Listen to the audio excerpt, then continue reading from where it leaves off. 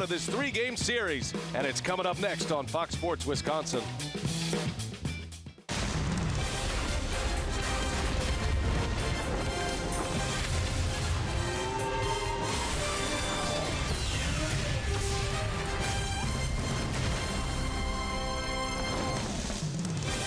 And we welcome you from the Queen City, Cincinnati, Ohio. And on the banks of the Ohio River, we're ready for baseball tonight. The road trip continues. It is the Milwaukee Brewers and the Cincinnati Reds, game 1 of this 3-game series. And hi, everybody. We welcome you from Cincinnati. Great to have you with us tonight. Alongside Bill Schroeder, I'm Brian Anderson. Craig Kashawn, our reporter tonight. Got a beautiful night for baseball. Normally, we don't look back. We always like to look ahead. But yesterday, Rock, was about as complete of a game as the Brewers have played all year and gives you a little bit of a glimpse into next season, maybe. Yeah, they've been playing some really good baseball. They could have really won all 4 games in St. Louis, had leads late, but not able to hold a couple of them. But Zach Davies, it's all about, the momentum on the mound. Zach Davies, another great start against the Cardinals. His 3rd start against the Cardinals. He's only allowed 4 runs. That's how good he's been.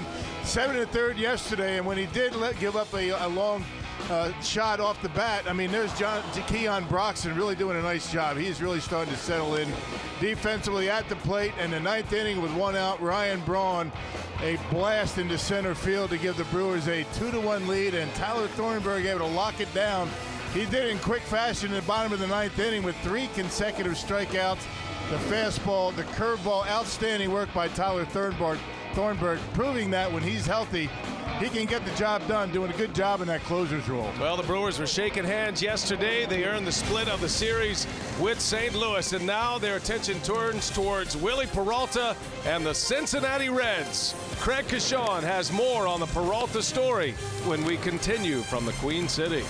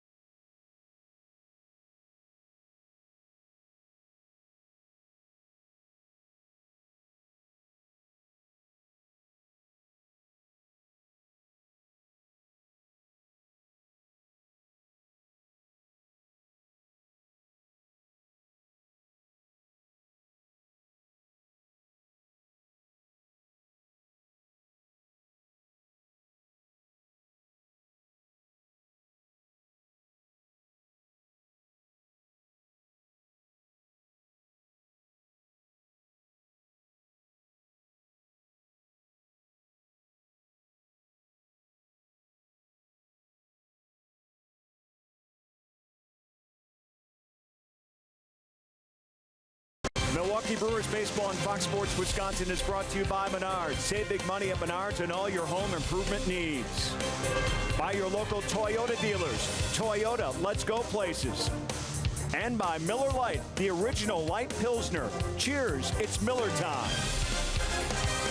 Beautiful night for baseball here in Cincinnati. The Brewers opening up the 3-game series against the Reds, and the Brewers starters have been on a roll lately. Willie Peralta gets his turn, but boy, over the last 3 weeks at ERA under 3, that is the best of the majors. Zach Davies pitching really well in yesterday's game and that win against St. Louis. So now it's Willie Peralta's turn to keep Milwaukee going, and since he has been recalled from AAA, Willie Peralta has been on a roll all on his own. He'll be making his 7th start tonight since coming back from AAA, and everything working for Willie Peralta. As you can see, he's got that ERA at 3.35 right now in those previous 6 starts, and he thinks he's resembling his 17-win season from 2 years ago. Since I went down and I got like 5 stars down there, I started feeling really, really good. And I remember that I told Fred down near the pitching coach in AAA, man, I'm feeling right now like I'm really getting back, and I feel like the Willie that was in the 14. And since that, I start pitching better, and when I come up, I'm feeling, right now, I don't see any different since 14 and right now. I think it's the same stuff, slider, change, and everything. Willie's had a lot of success in this ballpark against Joey Votto and the Reds. 2.27 ERA in his 6 career starts here. We'll see if he can keep that rolling here tonight in Game 1 of the series. The Brewers and Reds on the way.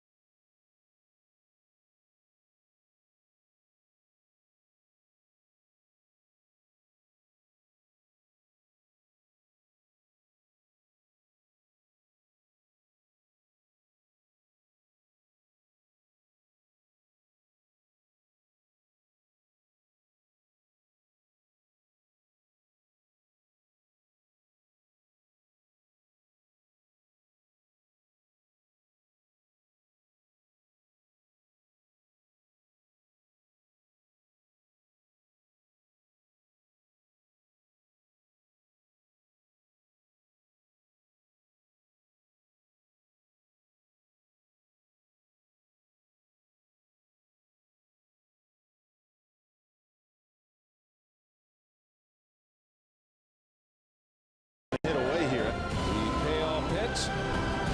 And Braun sends one high in the air. Deep left center. Way back. Goodbye. That was a bomb. Tyler Thornburg, who got the final 2 outs of the 8th, is back out there. And he got him on 3 pitches. Jerko strikes out. The game is over. Fun game yesterday. The Brewers pick up the win in St. Louis and now ready to take on the Cincinnati Reds. And there was the star from the 9th inning yesterday, Ryan Braun, who hit home run number 27 yesterday. Today's game on Fox Sports Wisconsin is presented by Potawatomi Hotel and Casino.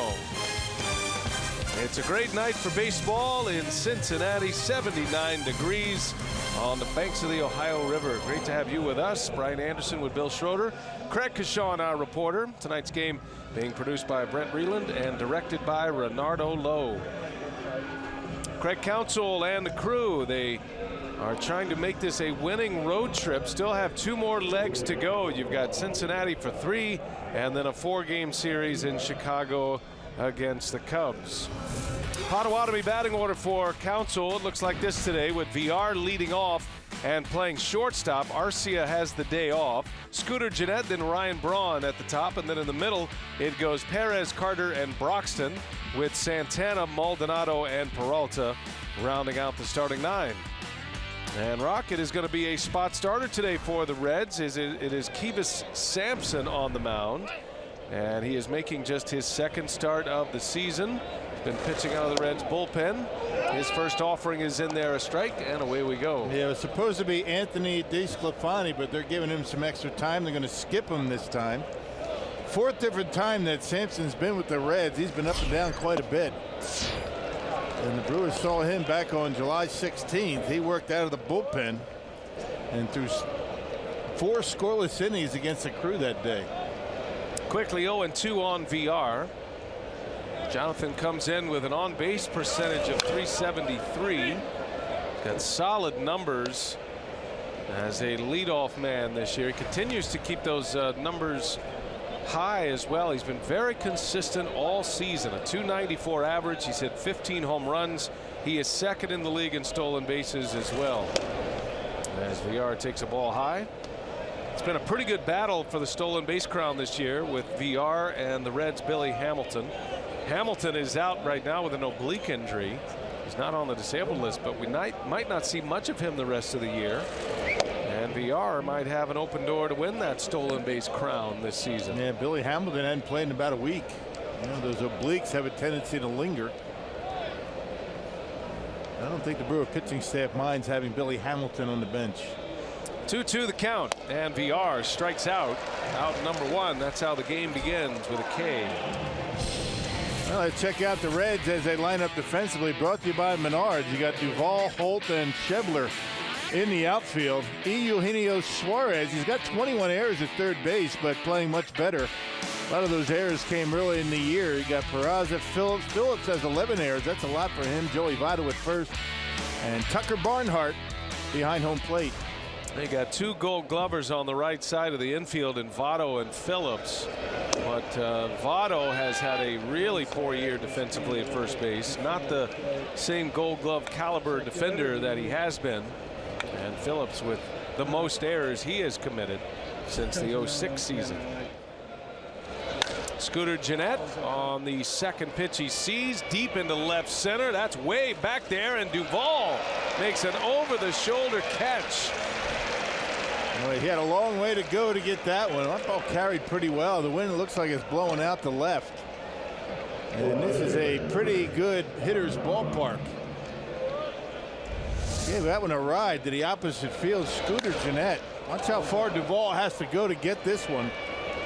And a nice over-the-shoulder catch right about on the warning track. Yeah, it wasn't the prettiest thing you could see, but Duvall makes the play and secures the out. Does give you an idea that the ball is traveling well tonight. Always a hitter-friendly ballpark in Cincinnati, but especially when there is a little breeze or at least a little jet stream blowing out towards left field. Just a picture-perfect night for baseball. Not a cloud in the sky. And 2 teams that are setting their sights on 2017. And you wonder if Ryan Braun's going to be part of the program in 17. He's having a monster year again. Ryan has come back strong this season. 27 home runs. He's driven in 82. Very high OPS as well, over 900. That one's up the middle, ranging over Peraza. He spins and throws, and Braun beats it out. Still has good wheels. Yeah, a lot of pride in himself. Ryan Braun would love to finish the season over 300 at 310 before that base hit. A nice effort by Peraza, but a little bit too late. Good pick by Votto. Just a bit late, so the Brewers get their first base runner. There's a couple of former MVPs right there having a chat at first base. 2 veteran guys on rebuilding ball clubs, and both are swinging the bat very well this season, especially Votto in the second half. So a man on with 2 outs, and here is Hernan Perez.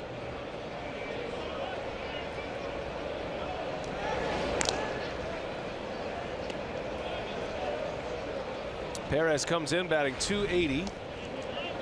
13 homers, 54 driven in. He'd like to see that on base percentage nose up a little bit. A lot of that would come with some added plate discipline, a few more walks, but you can't argue with the success he's had this year. Hernan's had a tremendous season, and this is going to be the season, Rock, if he ends up with a 5, 7, 10-year career in the big leagues, this is going to be the season he remembers as the one that put him on the map. Yeah, and you would expect that the Brewers have him really locked in at some point for some position next year, and maybe just float around like he's been doing this year. But I tell you, he's been swinging the bat well, playing well defensively anywhere that Craig Counsell has put him. Tonight Perez gets to start at third base. That might be a position you'll see him more regularly next year. And Hernan gets jammed. A little flare, long run for Phillips, and coming in is Schebler, and he makes the catch. A diving catch just in front of Brandon Phillips. And a couple of good defensive plays to get us started tonight. The Brewers come up empty in the first.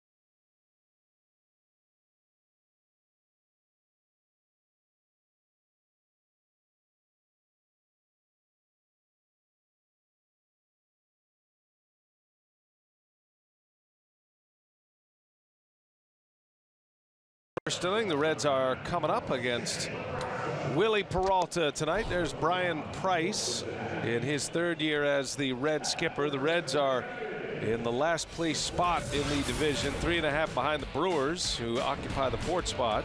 Price's Potawatomi batting order tonight. It's Peraza, Suarez, Votto at the top. In the middle goes Adam Duvall, Brandon Phillips, Scott Schebler just made that nice catch in right field. And then Tyler Holt, Tucker Barnhart, and Kiva Sampson will round out the starting 9. That will face Willie Peralta, who continues to pitch well and is trying to build on a terrific run here since being recalled from AAA. Yeah, last 2 starts he's been able to go at least 7 innings, 7 2/3 last time out in a win against the Cubs back at Miller Park. Gave up 4 runs. 3 of the 4 runs coming against Willie against the Cubs on Anthony Rizzo homers. But he has been throwing the baseball well. And Willie talking to Craig Kashawn. Craig reporting that Willie feels like he is back to his 2014 form. Matter of fact, he told the AAA pitching coach Fred Dabney prior to being called back up that he said, I really feel like I'm in a position now where I can compete and even dominate at the major league level. And he got that chance, and he has been proved correct as he ties up Peraza, and out number 1 is a strikeout. Well, he's got that power sinker working once again to go along with the slider. Pitches that have been hard for Willie to be consistent with last couple of years up until his call up. That's a good pitch. A lot of movement on it. He's been breaking a lot of bats. The knuckle buster fastball that he's throwing, the power sinker. And his velocity has been up there in the 96, 97 mile an hour range, and he's sustained it late in games as well. That's one thing you like. You know his arm's feeling good when he's doing that. Yeah, throwing strikes, not walking a lot of batters, and that's the way the Brewers expected him to pitch all along. This is the Willie Peralta that you remember. Hey, Eugenio Suarez at the plate for the Reds. You'd probably lose a few water cooler bets if you had to list off the 20 home run seasons around the National League, because I'm sure Suarez would not be one of the names that would come to mind, but he's had a fantastic year for Cincinnati. At third base tonight, Suarez with 20 homers, 64 driven in.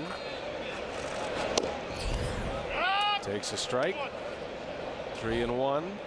He strikes out a lot. He's got home run power, which is, you don't have to be a big home run hitter to hit homers in this ballpark. And way inside, Peralta walks Suarez, and the first base runner against Peralta, a one-out walk. Well, check out the Menards Brewers defense here tonight in Cincinnati. Braun, Broxton, and Santana in the outfield. Hernan Perez over at third base. He had yesterday off in St. Louis. VR Jeanette up the middle, Carter at first, and Maldonado behind home plate. So here comes Joey Votto now with a man on.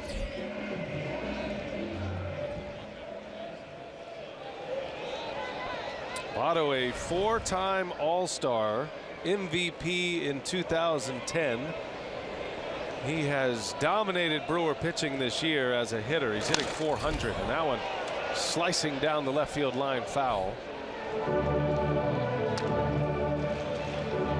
He's trying to lead the National League in walks and on-base percentage for the 5th time in his 9-year big league career. He came up the same year Braun arrived to the big leagues, 2007.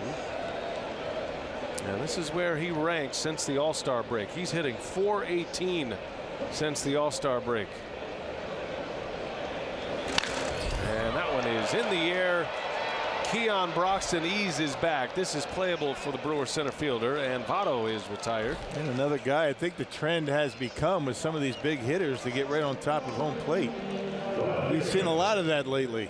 So Matt Carpenter with the Cardinals on the plate, Rizzo and Joey Votto right on top of the plate.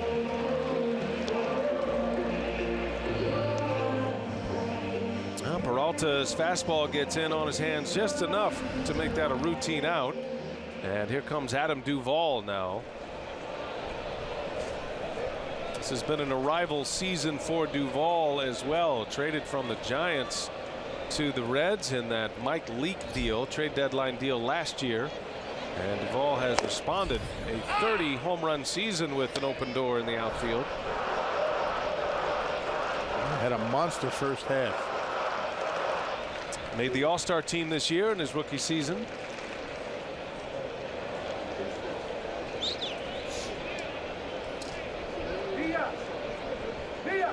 Got a runner at first in Suarez. Very short lead at first base. And Duvall on a shot, knocked down by VR, recovers, and no throw. And Duvall will reach. That ball was hit like a bullet. If VR gets it in his glove cleanly, he'll have a chance at an out because of how hard it was hit. Well, check it out. He's got some topspin on it and did a nice job, almost in self-defense, able to knock it down. That would have been an impossible play. But he does knock it down, and if nothing else, he keeps Suarez at second. That'll be an infield hit for Duvall. First and second for the Reds now with 2 away, and here comes Brandon Phillips.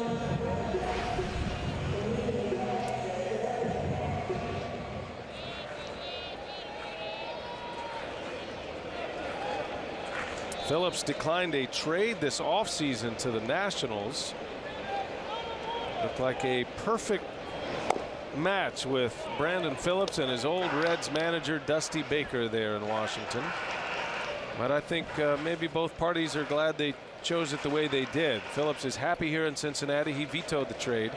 He has a no trade clause because he's been with the Reds for at least 5 years, and he has at least 10 years in the majors. 10 and 5 rights, they call it. VR knocks it down, and Phillips will reach. So that'll be another infield hit. Well, this time they had Phillips played a little bit up the middle, and because of that, VR just able to knock it down once again. Not able to get the out. Not able to keep it in his glove. I think if he catches it, he might have a play at second. But bases loaded now and a couple of infield hits. So a walk and 2 hits, and they're all loaded up for Scott Schebler.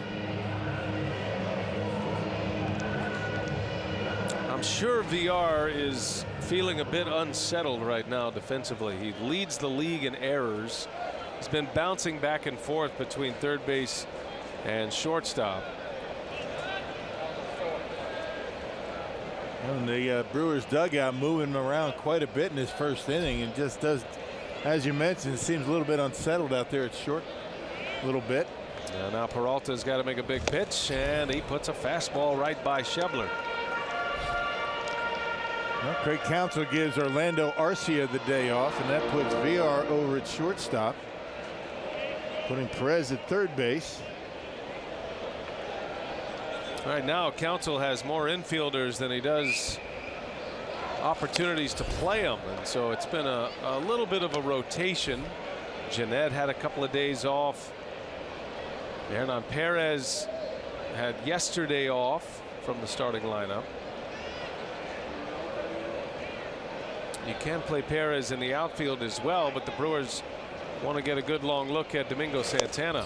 And right now, this outfield setup with Braun and Broxton and Santana looks like the primary outfield for Milwaukee for the rest of the year. This will be the outfield that Counsell wants to see out there every day if possible. Might see a bit of a platoon with Broxton and Neuenhuis.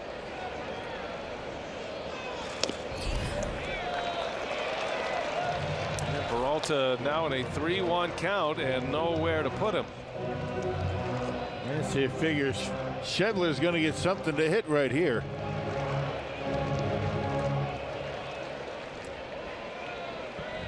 Reds have been scoring a lot of runs. They beat the Pirates yesterday 8-0. Shut them out on a 7-hitter. They scored 8 runs on Saturday night as well in an 8-7 win. Bouncing ball, that's through, a base hit. And the Reds are going to strike early here tonight. 2 runs will score. Schebler finds a hole, and Cincinnati's on top 2-0. Hey, think about this inning. 3 ground balls, 2 of them infield hits, and now Schebler able to find center field with a ground ball out of the reach of Jeanette. You figure Willie Peralta could have had a better fate in this inning for sure, but they're going to have to play from behind. Yep, they had Schebler a little bit toward the hole at second base, so the defensive alignment for the Brewers has not worked to their benefit so far in this inning. Certainly has cost them on the last 2 ground balls. Brewers shift a lot. One of the shiftiest teams in the big leagues, as a matter of fact. So first and second with 2 outs for Tyler Holt, who takes strike 1.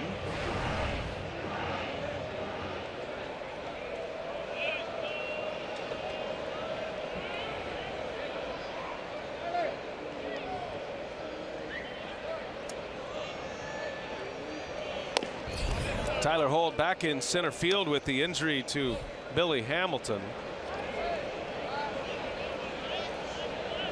Holt played a little bit of center field when Hamilton was injured back in June. Hamilton actually went on the concussion disabled list. He missed 7 games in that window, and now he's out with the oblique. So Holt gets the time in center, and that one is in there for a strike. 1-2 the count. He's got pretty good speed, but not Billy Hamilton's speed. Nobody does. Does a lot of ground in center field, can steal a base. Holt with 2 on. Fast start for the Reds tonight. They get 3 consecutive hits, and now Holt lays the bat on one. That's going to fall for a base hit. Here comes Phillips, And it's bobbled in right field by Santana, and another run scores. As good as the Brewers played yesterday, this has been anything but pretty here so far.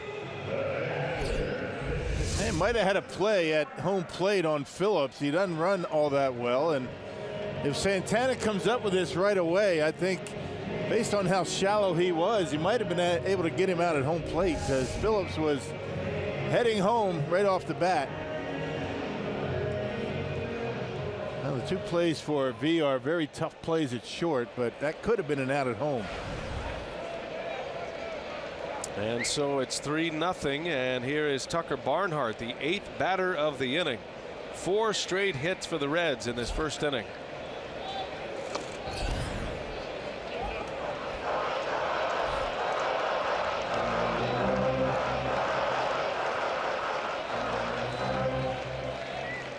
Reds are coming off a series win against the Pirates. They took 3 out of 4 from Pittsburgh. Brewers, that 4-game series split with the Cardinals. Yeah, Pirates in big trouble. They're under 500. They're 2 games under. Pirates won the first game of that series. The Reds took the final 3. And I think you can look at the Pirates now and being all but done in that wild card picture. They got bad news today as well. Josh Harrison's going to be out the rest of the year with a groin injury. Right now in the National League wild card picture, essentially 3 teams for 2 spots. Giants, Mets, Cardinals. There's a wave and a miss. 2-1 to count. The Marlins are mathematically in there. They're only 5 back, but they'd have to leap 2 teams, and that seems almost impossible to do. 3 weeks left in the regular season. There's a little flare into left. Braun is coming in, and he's got it for the out, and the inning is over. Not a good start tonight. The Brewers give up 3 in the first and down 3-0.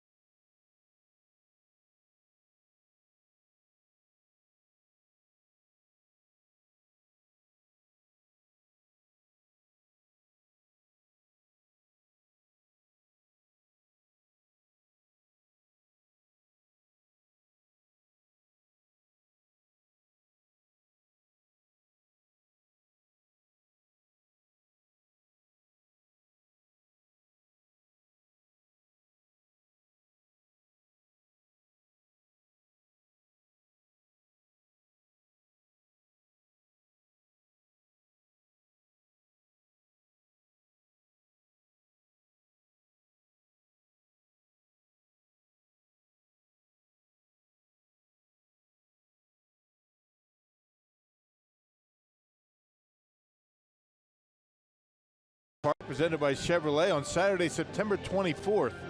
All fans in attendance as the Brewers host these Reds will be automatically entered to win a number of great prizes, including the grand prize of a brand new Chevy Cruze. Reserve your spot today at Brewers.com. You know what tonight is right here in Cincinnati? Ed Cedar Appreciation Night. Ed Cedar Night. Yeah, how about that? They got their Ed Cedar shirts on. You don't see many third base coaches with their own cheering section. But there he is, greatest profile in the big leagues. That was great.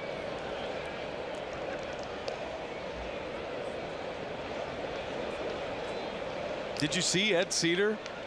He hasn't waved anybody home yet, but he's going to. Oh, yeah. There's a pitch outside. How can you not be part of the Ed Cedar fan club? I'm a charter member. I mean, one of the best guys in the big leagues. He's waving at us. That was great. That's the thing about Eddie. He knows everything that's going on everywhere. Yeah. He's constantly on top of his game. His situation awareness is unbelievable. That's better put. You know, Carter takes a strike. He saw those two fans. He knew right away that we were going to have them on. Yep. And then he looks up here, and then look at him. He's checking things out. He wants to find out who he's going to throw the next baseball to. How many is it? Well, here he's got a chance to make a play, and that didn't go well. See, he's already picked out the fan. He had in mind that little kid. Wait, did that old dude just took it from him? Yeah, the guy grabbed it. Yeah, come on, that's bad for him. That's bad for him. Got to give it to the kid. That's really upsetting. I think he just gave it to him. Please tell me he just gave it to him. Okay, good. Because we were going to have to send somebody down there if he didn't. With a ball, right? He's got it. He did the right thing. It's not like we were going to manhandle the guy to get the ball out of his hand. We give him another one. Right. We shame him is what we do. 3-2 to Carter. Fouls another one off.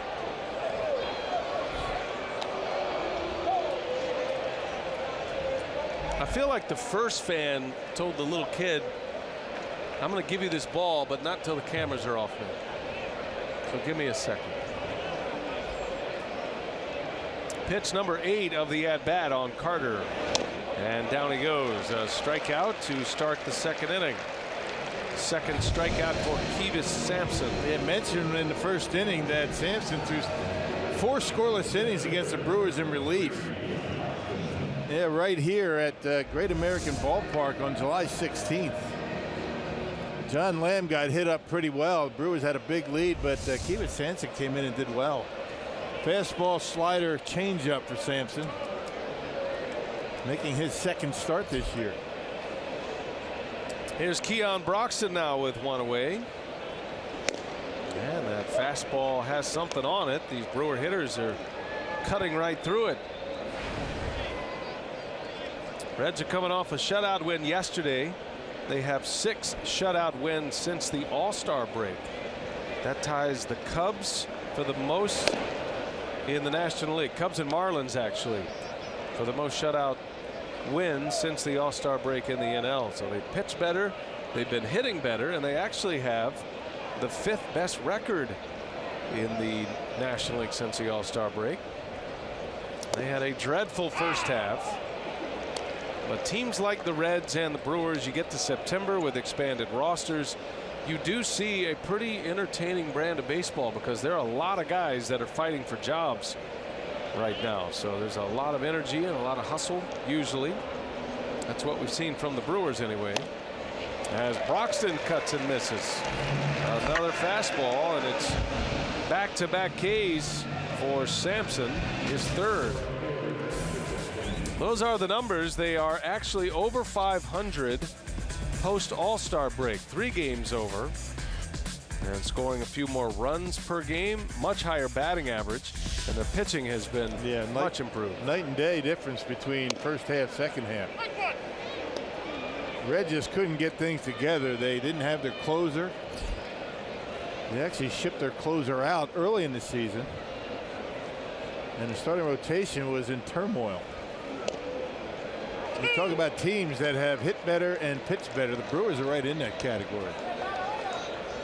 Had a good month of September, both pitching and swinging the bats.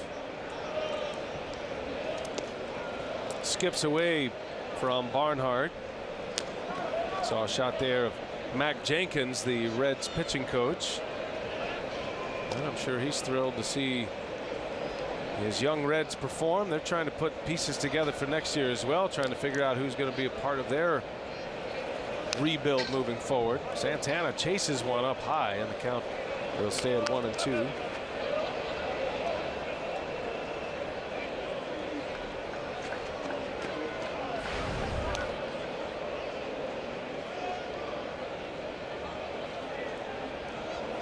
1-2 the count.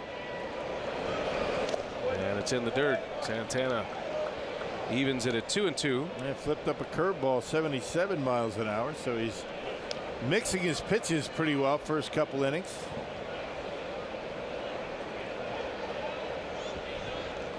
Back inside goes Barnhart, and the 2-2 to Santana is in there. A called strike 3. Sampson strikes out the side and has 4 punch outs already. 3-0 Reds. We go to the home second.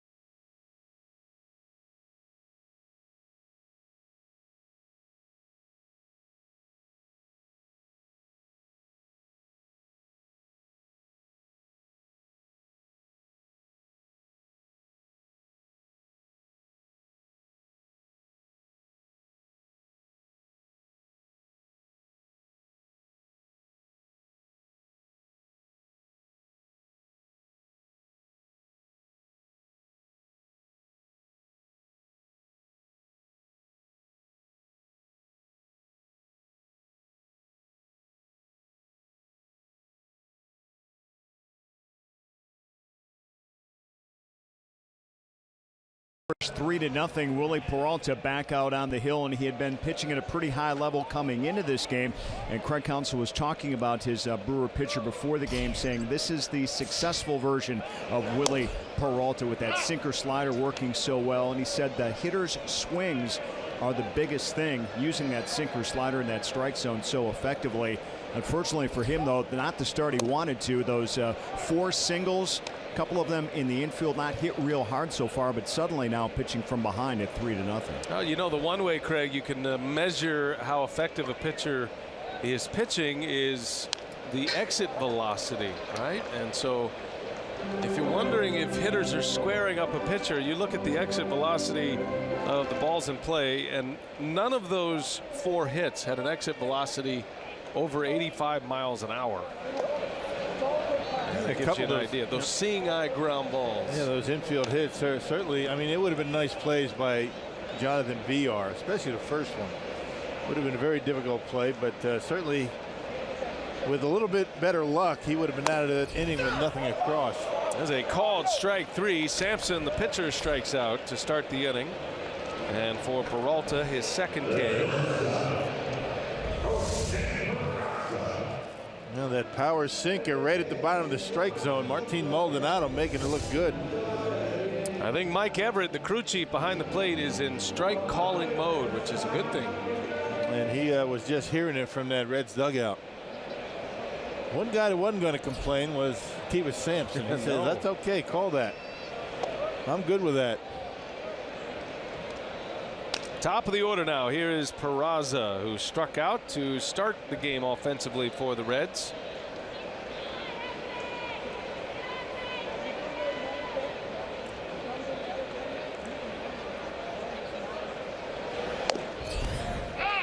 Three runs on 4 hits in the first inning. It's one of those innings, a bad luck inning for Peralta. Let's hope he can gather it together here. Brewers have been scoring some runs. Had a couple of big outputs. Scored double-digit runs in a 5-game window. They scored double digits 3 times. They had 12 runs against the Cardinals in that opener in that 4-game series. There's a wave and a miss. Peralta sharp with the slider that time, and he strikes out Jose Peraza. Yeah, Peraza having a difficult time with that breaking ball. Just keep throwing until he hits it, right? This one down out of the strike zone. That's a nasty breaking pitch. And that's the kind of slider that has you thinking about Willie Peralta as a top of the rotation type pitcher. 88-mile-an-hour nasty slider. He was the Brewers opening day starter this year. Things did not go well for him. He did not have that slider on him for whatever reason. Went down to AAA, struggled at the AAA level as well. But Junior Guerra got hurt, and Peralta got a chance to get back to the big leagues, and he's taken advantage of it. And this will be a 3-up, 3-down inning for Willie.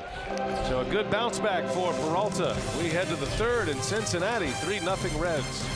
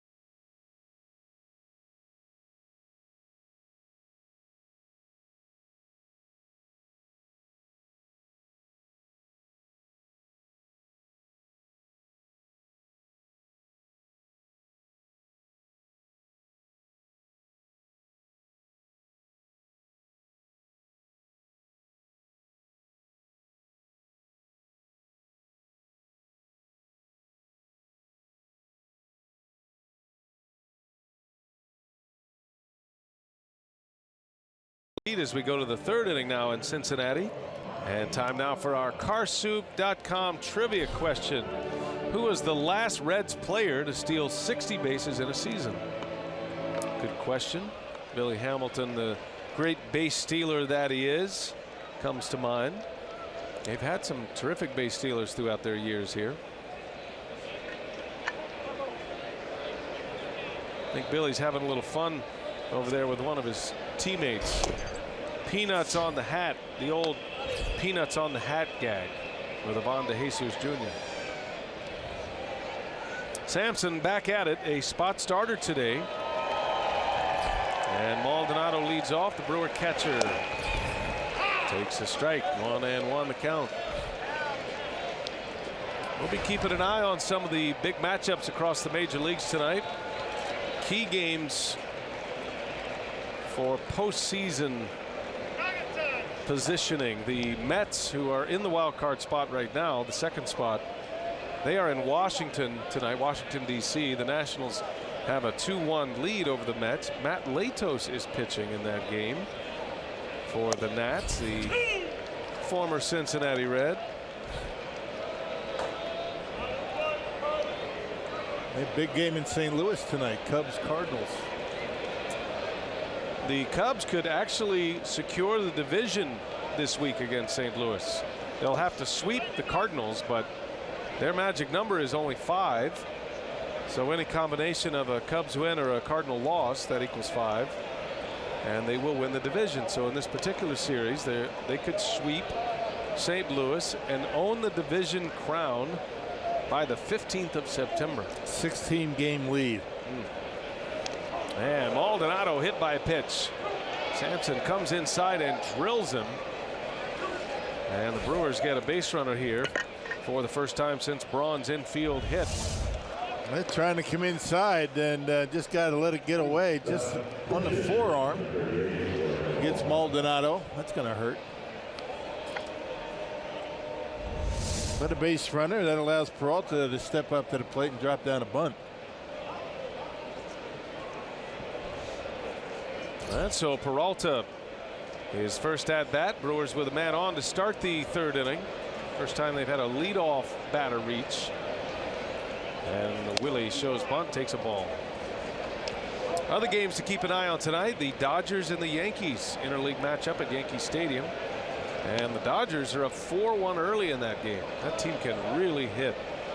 Los Angeles has opened up a nice lead on the San Francisco Giants in the West. They're up 3 games right now on the Giants.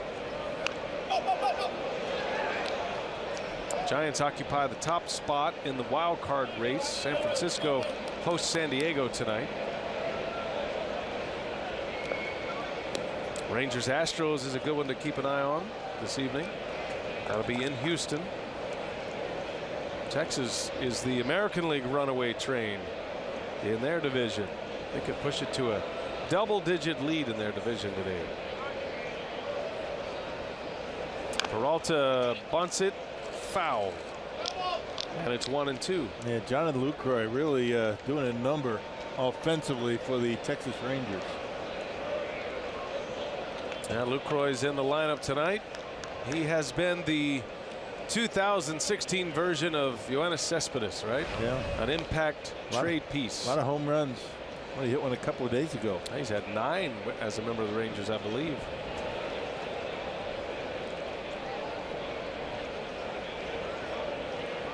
One and two. Peralta is going to try to bunt with 2 strikes. No, he pulls the bat back, and a little soft liner to Phillips, who drops it.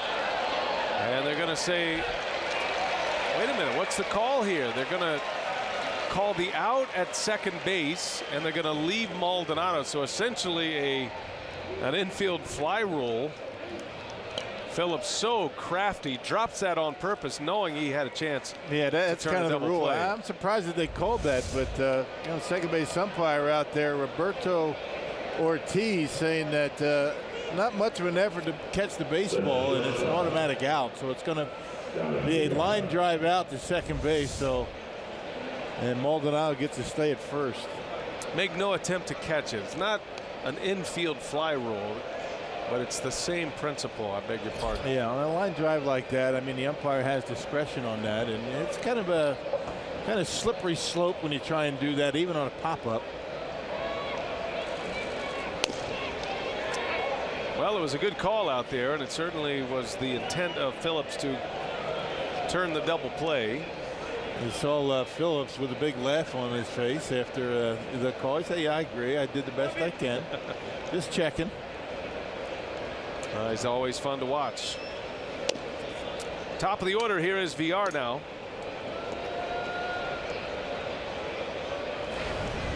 So I assume they're going to give Peralta, it's going to be an F4, L4. Yeah, it's a line out. Yeah, line drive out. Exactly what it is. Even though he didn't catch the ball.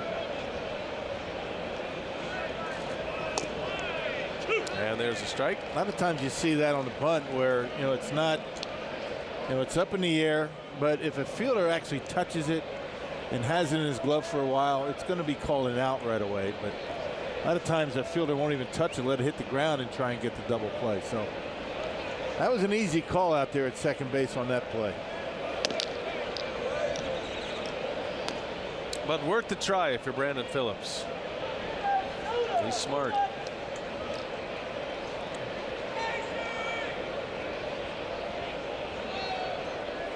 Two to VR. Brewers have a runner at first and 1 away. And Jonathan is down on strikes. Well, that 94 seems a lot quicker to the Brewer hitters. He must have a really nice microphone behind home plate, because both of these pitchers are really popping that glove tonight. Maybe an extra sensitive microphone back there. Maybe so. It sounds great. It does, doesn't it? As a catcher, did you ever give that, because there is a way to catch the ball to make it sound a little bit better? You got to really hold your hand very loosely in the glove, not much of your hand in the glove, and that's when You really hear that ball pop in the catcher's mitt. Scooter Gennett on the first pitch, a base hit to right. So Scooter's hit the ball hard twice and has a single now. 1 for 2 is Gennett. First and second for the Brewers with 2 outs for Braun. Off speed pitch, a changeup, and not a bad one at that. It was tailing away from Gennett. It was up a bit. Gennett able to get it off the end of the bat for a base hit. That's a big hit. Brings Braun to the plate, representing the tying run. Yeah, this is the guy the Brewers want at the plate right now. He's swinging the bat well. Braun hit that clutch home run in the 9th inning yesterday.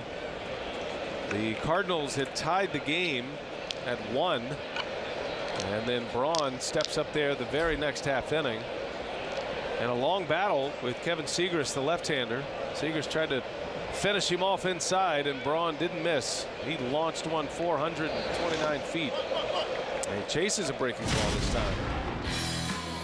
3-2 pitch, and Braun got one right down the heart. Powerball home run number 27 for Ryan.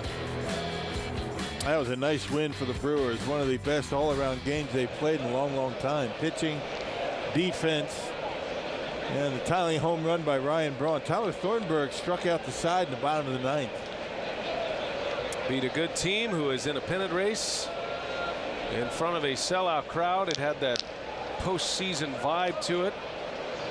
And the Brewers stood up well in St. Louis, splitting that series. In the 2 games Milwaukee lost, they had leads. They had a 3-0 lead in game 2, let it get away, and then they had a 1-0 lead going into the bottom of the 8th inning in game 3 and lost. So very well contested, and Brewers end up with a split. And the Brewer pitching staff did a bang-up job in that series. For the team that leads the National League in homers, the Brewer pitching staff only allowed 2 home runs in that 4-game series. Coming inside, the 1-1. Braun hits it sharply, and it's through right between the legs of Peraza. Maldonado's going to hold around third, and a good throw in from left field in Duvall. And the Brewers have the bases loaded now with 2 away. Yeah, hit hard, probably going to be an E6. Hit right at him, didn't even have to move. Peraza went right through the wickets. And they will score that as an E6. He's right there, doesn't even have to move, and just not sure why he played it off to the side like that. That's what he did, actually. It was right at him. He played it off to the side and ended up going into left field. Not a very good effort. So here is Hernan Perez now with the bases loaded, and suddenly the Brewers have an opportunity here with 2 outs, down 3-0 early, and strike 1. One of the better fastballs we've seen from Sampson. That one rides in there at 95 miles an hour.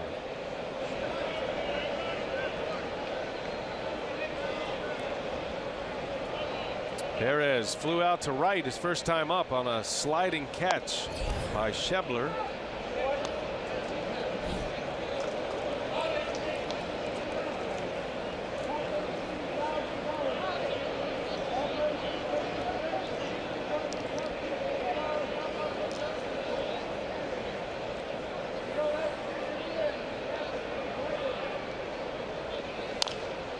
Got in on his hands. Little ground ball foul. Coming into play tonight, Hernan Perez over his last 6 games has been on a great run at the plate. He's had 2 4-hit games, both career highs, and hitting .478. So that's 11 hits in his last 23 at-bats. He's driven in 5.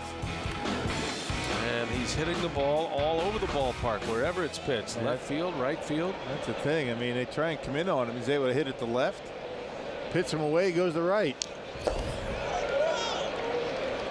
It's tough to pitch to him right now and tough to defend him, because he does hit the ball all over the place, line to line. With runners in scoring position this year, Perez is hitting .308. So he's about 30 points better with runners in scoring position than he is across the regular season. See if he can deliver here with 2 strikes. Bases loaded, 2 outs. And that one misses away. A slider from Sampson. 2-2 now.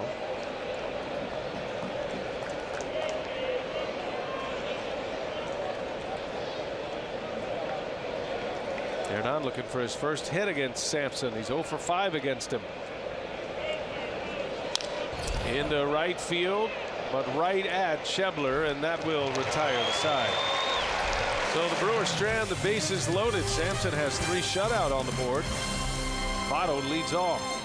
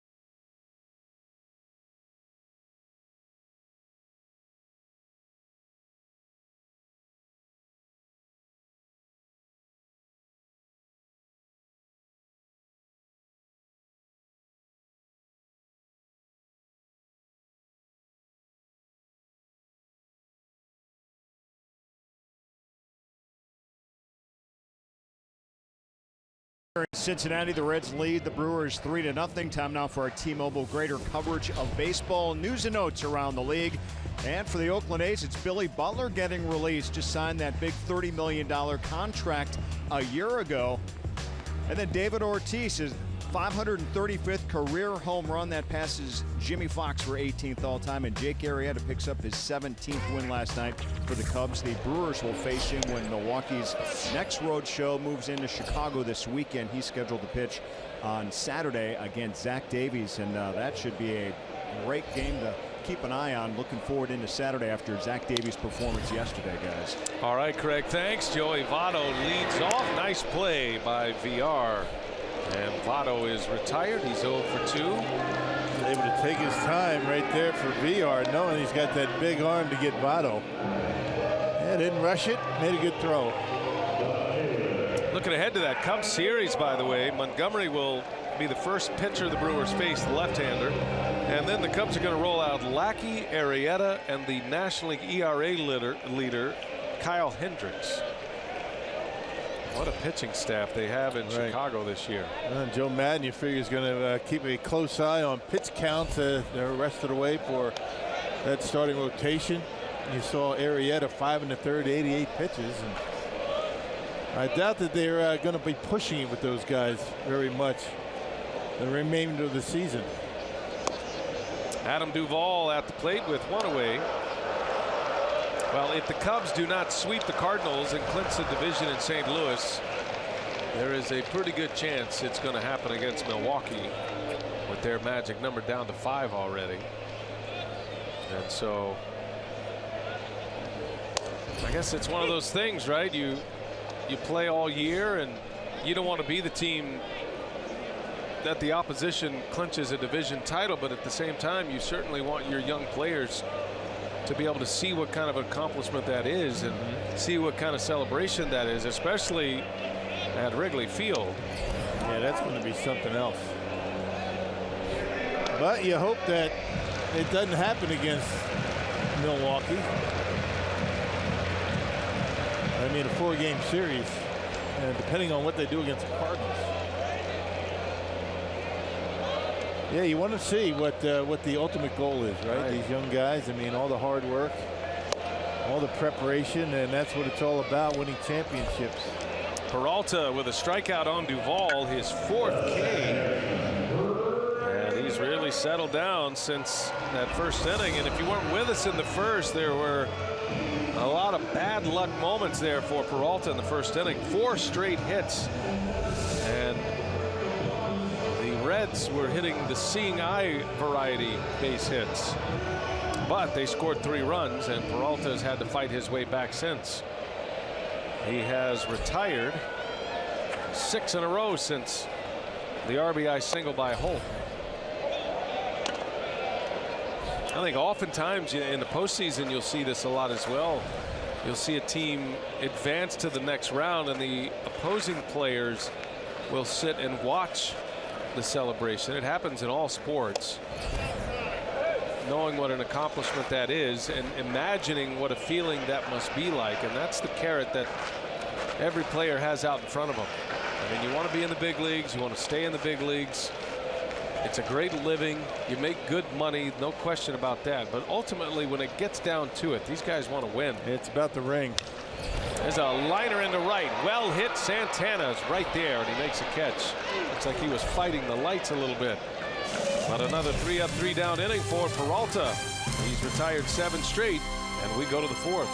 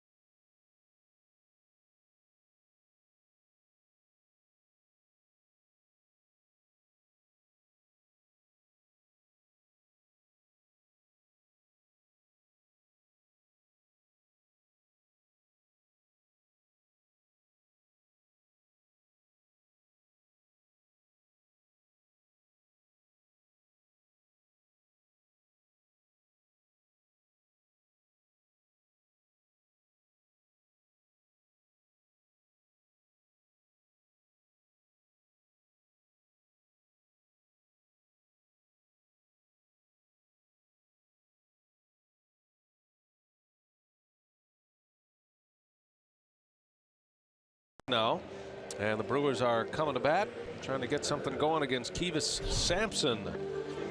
The Quicken Loans Rocket Arms for tonight shows the strikeout totals for both starters. And Peralta with 4. Sampson has 5. Sampson had 5 strikeouts to the first 10 batters he faced tonight. Brewers stranded the bases loaded last inning. And here we go to the 4th. Chris Carter will lead off. Carter, Broxton, and Santana coming up for Milwaukee.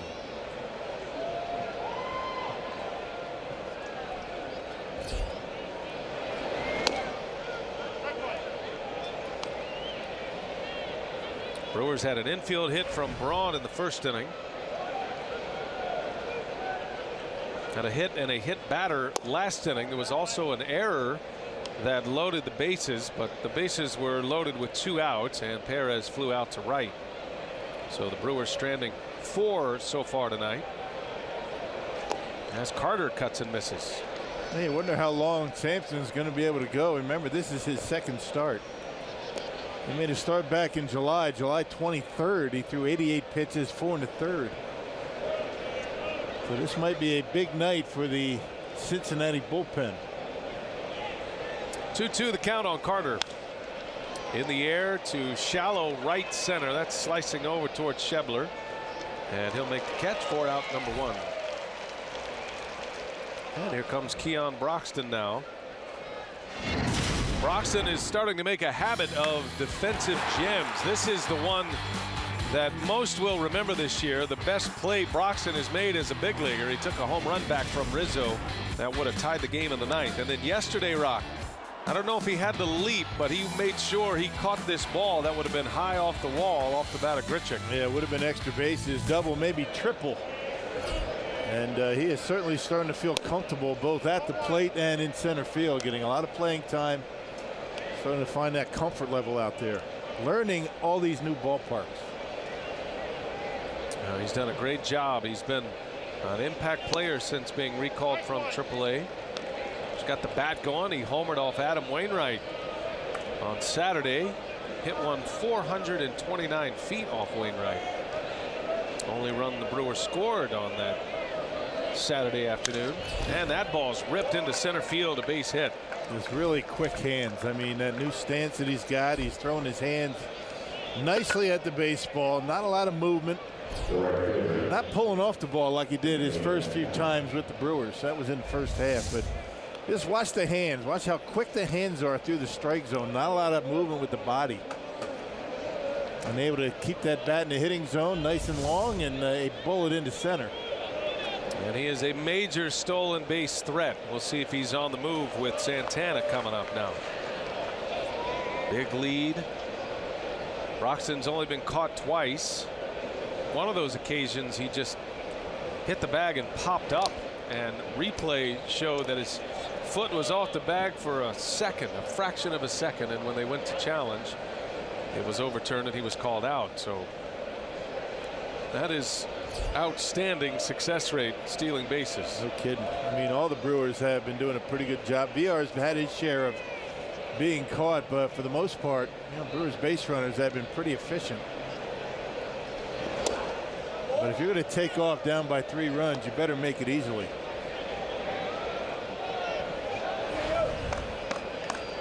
The Brewers are the National League leader in stolen bases as a team. Villar and Perez and Broxton are the 3 big base stealers. Check on Keon. Barnhart, the 27% throwout rate. Not bad, round average.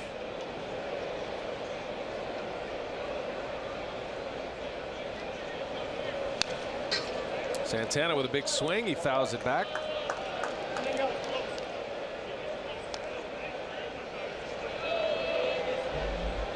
Last time up, Domingo struck out. He struck out looking to end the inning.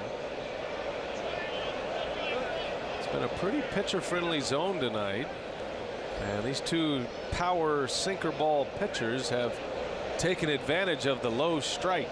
Yeah, Mike Garrett has been calling the pitch that's just a little bit above below the knees strikes tonight.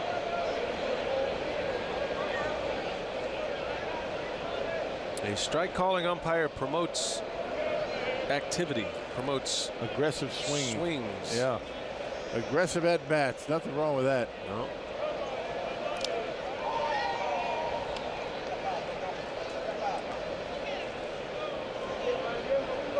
Baseball is going to be taking a long look at a lot of different elements to try to create better tempo and better pace to the game. Back to what it originally was.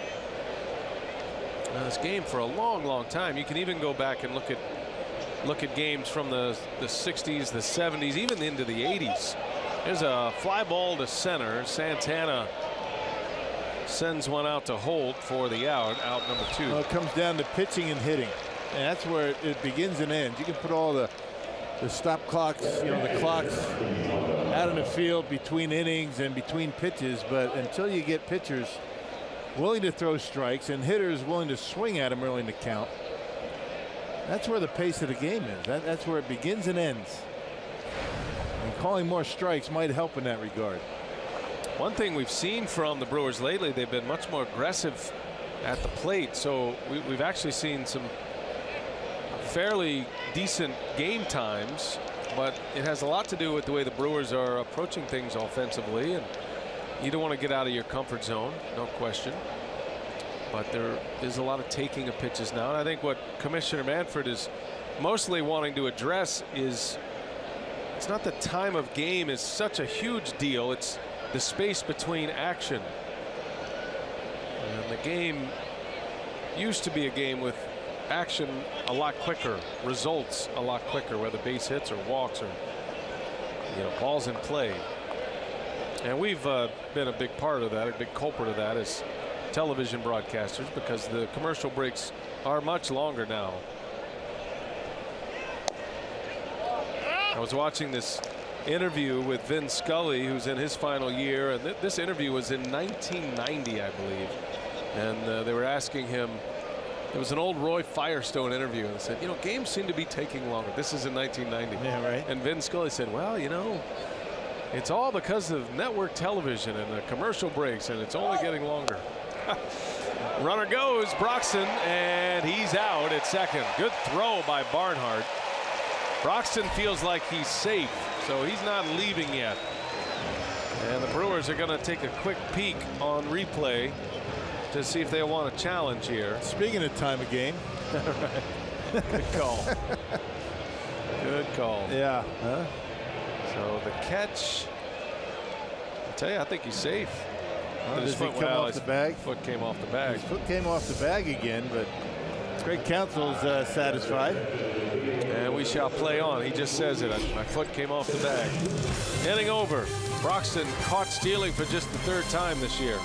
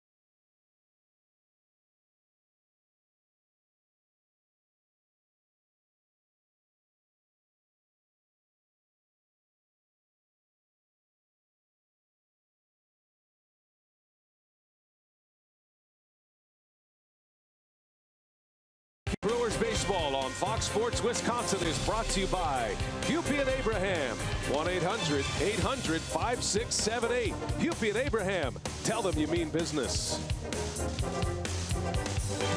Looking across the Ohio River. And what a great scene down here in Cincinnati now. They've done terrific work. That's actually looking across into Kentucky and Newport. Both sides, Newport and here on the Cincinnati side, the Ohio side. They've done great work, and they've spent a lot of money to revamp this area. It is a fantastic setup right now on the riverfront. Great walking town. Did you get a run in today? I did. Thanks for asking. There's a fly ball to left. Braun is there, and on the first pitch, Shebler flies out. Thanks for asking. Did you get a big rock walk in today? I did. Me and Craig Kishon. Did you ask me if I got a run in, so I'd ask you if you got a walk in? No. How many steps did you have today? Did you look at your... I didn't see the steps. It was over 5 miles. Really? Yep. Get a good lather going. But then, what I did was I went for the break even. I went to Izzy's. Did you now? I had a turkey Reuben and a big potato pancake. Yeah, so man. I equal that out. Yeah, that's a break-even day. 5-hour walk for a 10-minute crush at Izzy's. Yeah. They are good, though. Yeah. Man, they are really good. Turkey Reuben and the potato pancake. Yeah, and then tomorrow will be a big piece of salmon. Back to normal. What'd that set you back, about $5? I actually bought Craig lunch today. It was about $16. Wow. Must have went for the extra potato pancake. on the side. No, no, about $8 each. Here's the 1-1, and Holt fouls it away. Now the plan is, I mean, I talked to Ken Sommerfeld, the radio producer director. I think we have a date to head over to Skyline Chili. Oh, don't do that. Now, the problem is that's getaway day. Don't do that. Look, I mean, you can go by and take a selfie and put it on your Twitter page, but don't actually eat there on a travel day. Yeah, I think I might have to. I mean, that's for the rest of us. I might have to rethink that. There's a bouncer. Jeanette backhands throw to first in time. Heck of a play by Scooter Jeanette. And he cuts down the speedy Tyler Holt. Excellent play. And a 4-3 putout for the second out of the inning. Yeah, plenty of iron to be able to get the out. Now Holt not getting down the line all that great. And Scooter Jeanette, that's a tough throw. Off the side like that, his momentum going away from first base and able to get the out. Nice play. 2 gone. Willie Peralta has retired 9 straight since the RBI single in the first inning. You could tell in the first inning Peralta had good stuff. He did give up 3 runs on 4 hits, and you're probably looking at that saying, oh, he's having a bad night, but actually just ran into some bad luck there. Could have been a couple of plays that were made that would have helped him through the inning. No errors charged in the inning, but Brewers weren't exactly tight defensively either. Yeah, I'm seeing a base hit up the middle, just out of the reach of Jeanette, and then a little blooper in the right. So yeah, it could have been better, but it wasn't. Down 3-0. Brewers got to get some runs. Willie doing all he can to keep it at 3.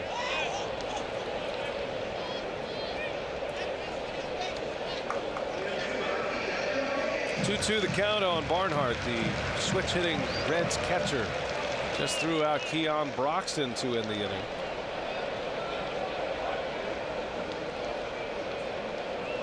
Maldonado wants the slider. Here it comes. And Peralta misses.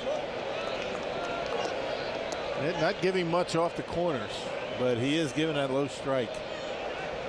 Home plate umpire tonight. Crew chief Mike Everett calling the balls and strikes. Full count to Barnhart now. And now Peralta will let it rip, and he throws the slider again. A better one, but fouled off. It's fun watching Maldonado and Peralta. Maldonado certainly has his ideas on what is successful, but Peralta the last 2 pitches has shaken him off. Shake him off again. Couple of shakes. And fastball is fouled back. That was interesting. He gave him a sinker. He shook it off. He gave him an outside corner fastball. He shook that off.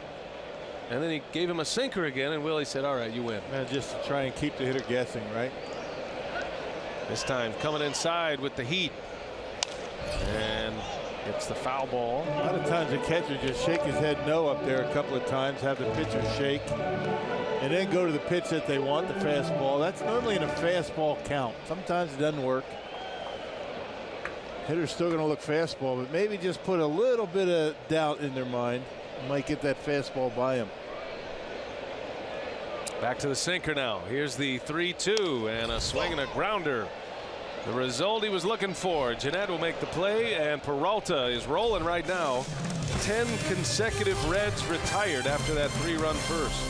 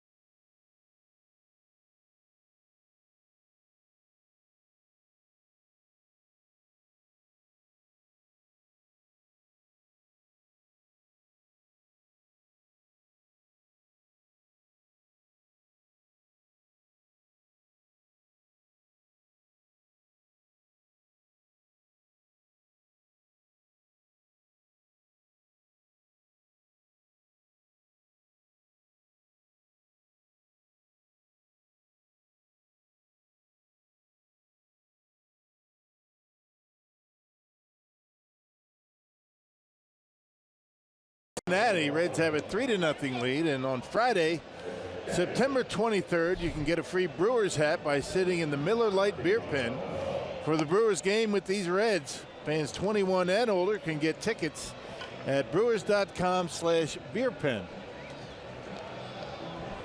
Well, that ought to be good fun. The Brewers have 6 more games remaining on the home schedule. Take advantage of it. And we also have our give back game coming up 2 days after that one on Sunday, the 25th. Martin Maldonado ready to bat. He was at the plate when Broxton was caught stealing in the 4th inning. I think Broxton might have made second base had he kept his foot on the bag. His foot certainly beat the throw to the bag. But twice now, Broxton has been called out for coming off the bag. He's going to have to figure out a new way to slide. Maybe slide a little bit earlier. He's coming in hard and not able to hold the bag with his foot. But you know, when you're down by 3 runs, you really don't want to be making outs on the bases. I mean, it's good to steal. That's the Brewers' game, but got to make sure you're going to make it when you're down by 3.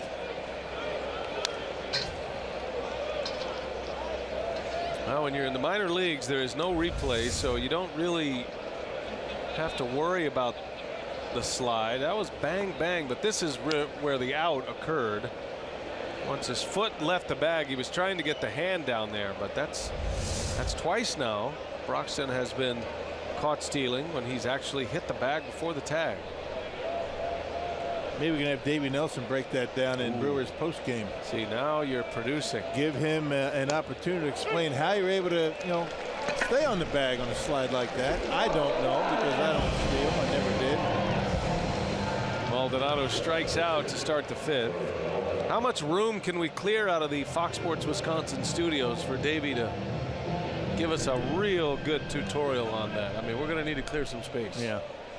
I don't think the going down part for Nelson, for Davey, is going to be a problem at all. It's the getting up part that could be a challenge. That's the problem for all of us. Amen, brother. We fall down easily these days. Peralta, a little flare to right. That's falling fast, and that's going to fall for a base hit. So Willie Peralta, who lined out his last time up, collects a single here in the 5th inning, and he is aboard with 1 away. All smiles over at first. Pitching well once again, and now he's got a base hit. Well, uncharted territory now for Kivas Sampson here this year. He went 4 innings against the Brewers. 4 1/3 in his start in July. He's got 4 1/3 now, so that pitch count right now is starting to stretch out a little bit. You wonder how long he's going to last. He's at 73. Here is VR back to the top of the order. Brewers need a quick strike, looking for something good to happen here. Down 3. Reds scored 3 in the first. The first 5 batters of the game scored the 3 runs. And Peralta's been good ever since. Matter of fact, he's retired 10 in a row since the RBI single by Holt in the first inning.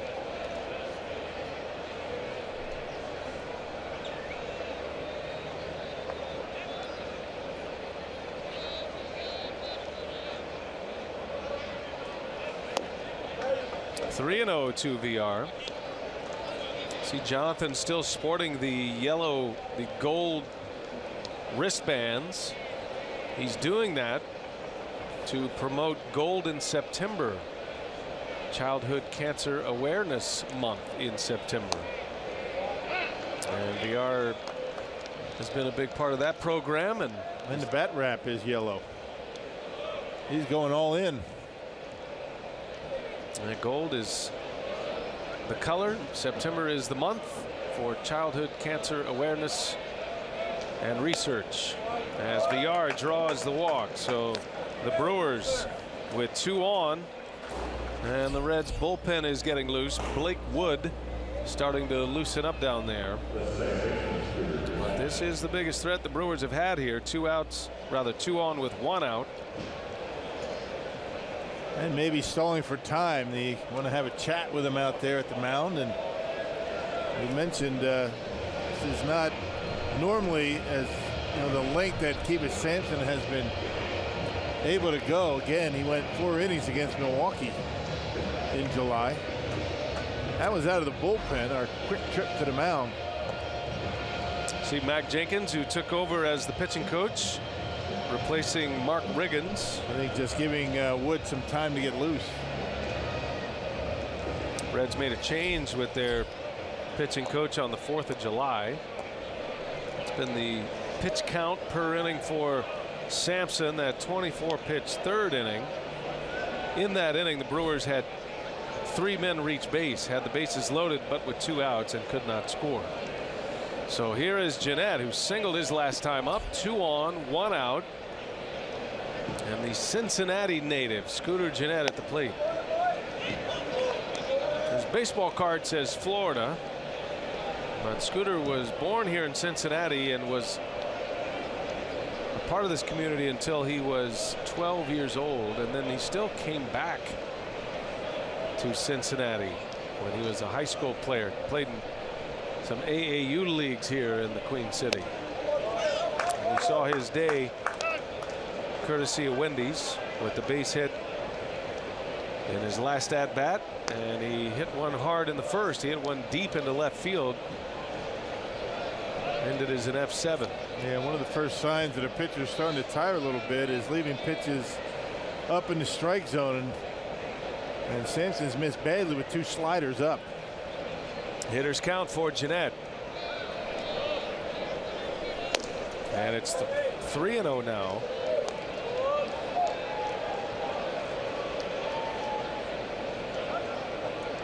Well, you wonder if he has the green light here.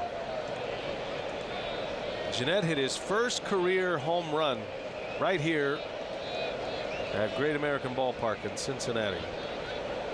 Thrill for him to do it in front of a lot of friends and family who had come to the game that night. And Scooter taking all the way, takes a strike. Yeah, take 3-0 with Ryan Braun on deck. A good idea.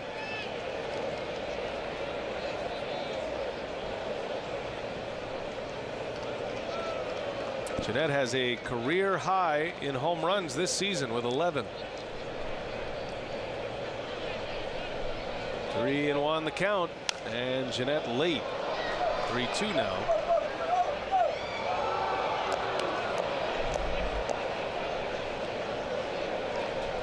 It's always interesting when you look at a player's career and you see Jeanette, his rookie year, hit 324, and then he hit 289, and then 264 the next year. It's been a steady drop in batting average, but there's a lot more to that story than just the numbers would tell you.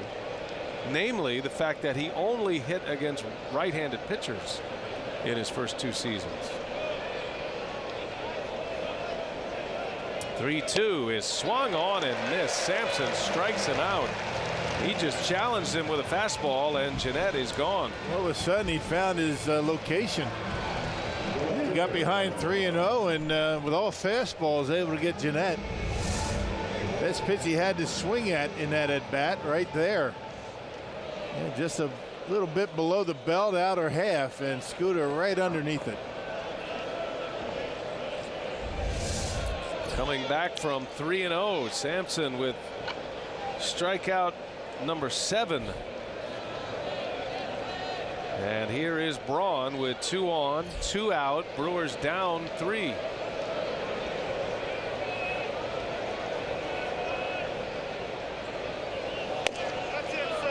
Fastball misses inside. This could be a good spot for Braun. Sampson feels pretty good about his fastball, I would imagine. He's getting a lot of strikeouts with it. And if he gets it down, I think Braun's going to get a good swing at it. A lot of his fastballs have been around the belt and maybe above.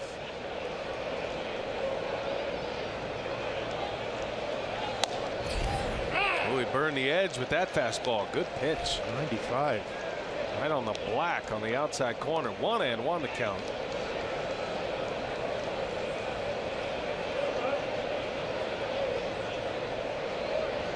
Looks pretty calm. Kevin Sampson giving Brian Price a lot more than he thought he would tonight. 2 on, 2 out. Here it comes, and it's back inside for a ball.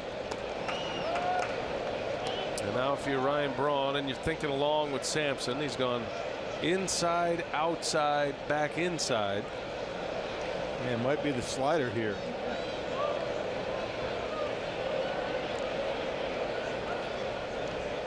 And Ryan Braun's hoping that he hangs it. 2-1. And a fastball back outside. He missed with it this time. That's about the same spot that he threw the one before that was called a strike. This time off the plate. Now Braun's in a driver's seat.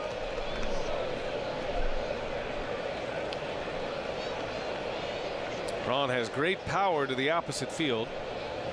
He's trying to get those two runners on the move. Peralta at second, VR at first, and Ryan takes ball 4. So Sampson trying to get Braun to chase the breaking ball. He does not. And now the bases are loaded again. Second time tonight the Brewers have had them loaded. And decision time for Brian Price. Looks like he's on his way to make a move. And he's going to the home plate umpire, which would indicate a double switch. So he wants to try to get multiple innings out of his reliever. And we have a pitching change. The Brewers threaten once again. Second time in the last 3 innings they've had them loaded. And we'll set up the double switch when we continue. Pitching change in Cincinnati. The Brewers threatening with Perez coming up.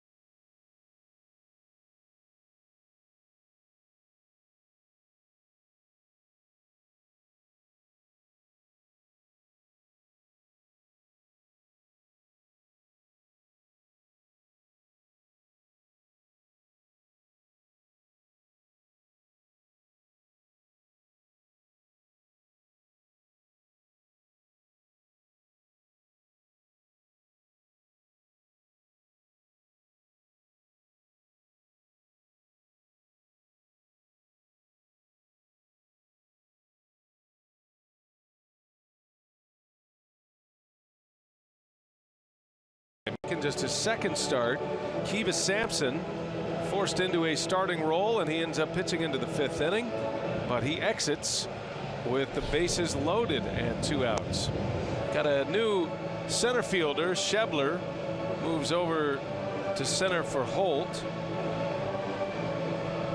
and the new right fielder is Steve Selski. Put him in the 9 spot in the batting order. He'll lead off in the bottom of the 5th inning. And the new pitcher rock is Blake Wood. So multiple changes for the Reds. The double switch has Wood on the mound. Yeah, 62nd appearance for Wood at 365 earned run average. Last pitched against the Pirates on Saturday, an inning and 2/3 scoreless. A couple of walks, a strikeout, and trying to, for the Reds, get through this inning. Yeah, the Brewers need a hit. Hernan Perez will bat once again with the bases loaded. He flew out to right, hit the ball pretty hard, but right at the right fielder in the 3rd to leave bases loaded. And Wood fires a strike to get ahead in the count.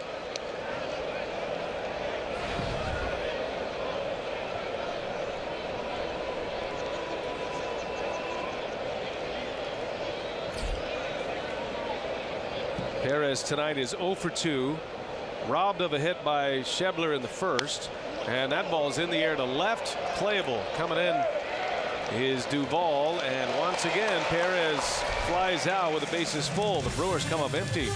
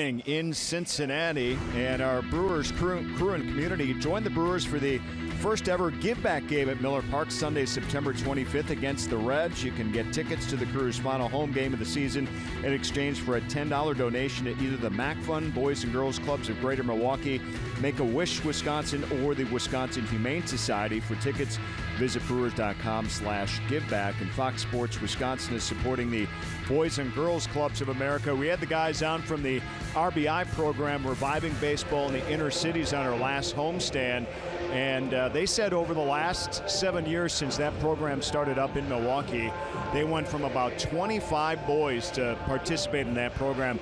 They're up over 1,000 now, which is great news. And remember, the Brewers' top pick this year, Corey Ray out of Chicago, came up through their RBI program as well. So great to see this going and help support all of the charitable foundations for that big September 25th game. Yeah, good stuff, Craig. Thank you for that.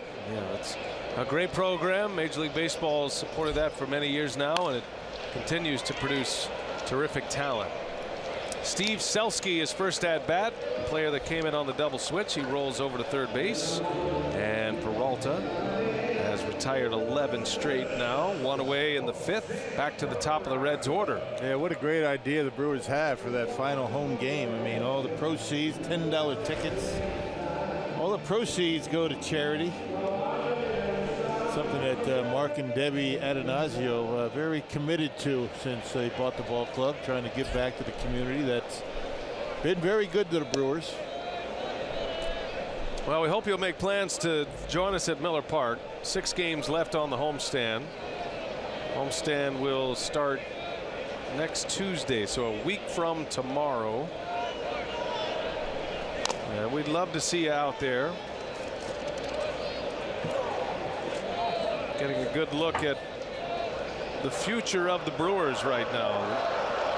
Most of what you're looking at right now is what we're going to see next season.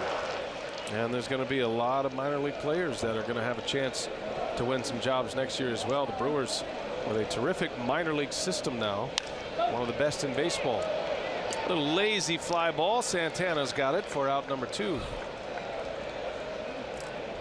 So here's the schedule. The Brewers have 2 more in Cincinnati. Then they go to Chicago. They'll have 4 at Wrigley. And then an off day Monday. And the final homestand of the year. The Pirates are in for 3, and then the Reds for 3. And that final home game of the season on the 25th of September, that's the give back game.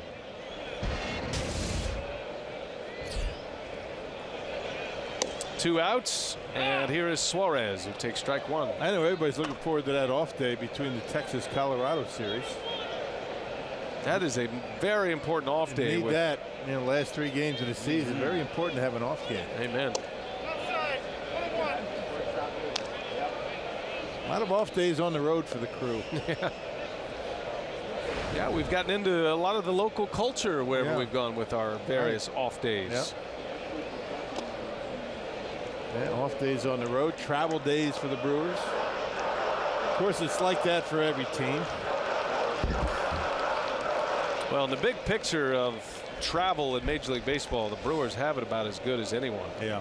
Only the Cubs and the White Sox have a better travel schedule, meaning minimal miles, just because of the proximity of Milwaukee to the rest of the league and the division.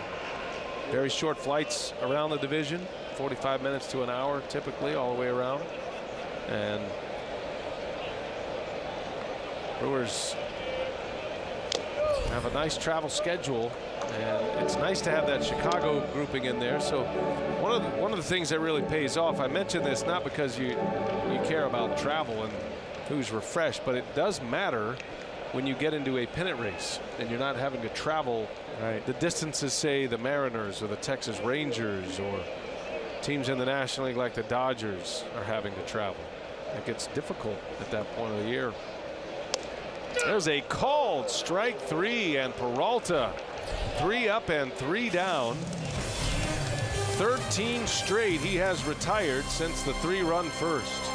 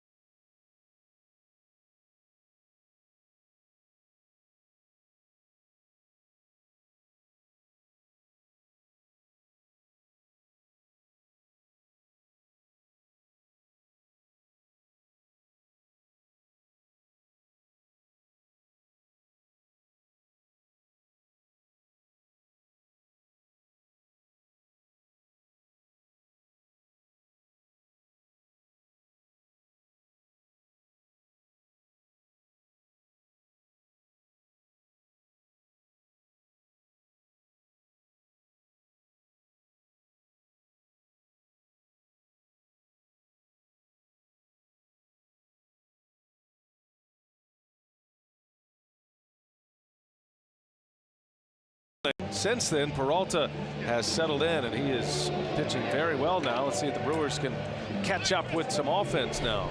Hey, if you can't catch the games on television, you can stream them live on your mobile device with the all-new Fox Sports Go app. Download the app, take Fox Sports Wisconsin and Brewers baseball with you wherever you go. That really pays off at those high school football games on Friday. Take the app with you. Just a public service announcement right there. Chris Carter will lead off. Look out, up and in. Wood misses with a 97-mile-an-hour fastball. Yeah, good arm. A guy that can give you multiple innings. His last time out against Pittsburgh, an inning and 2/3. Right-hander Blake Wood. And Carter over to third base. Suarez will make the play. Out number 1. Twice the Brewers have had the bases loaded in this game. And twice fly ball outs off the bat of Hernan Perez.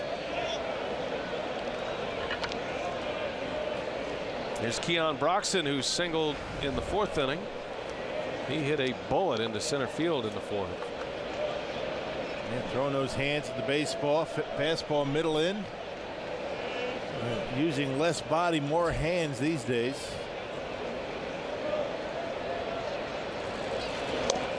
Yeah, big swing and a miss. Hands much quicker. The bat getting through the strike zone quicker. A lot of work with Darnell Coles.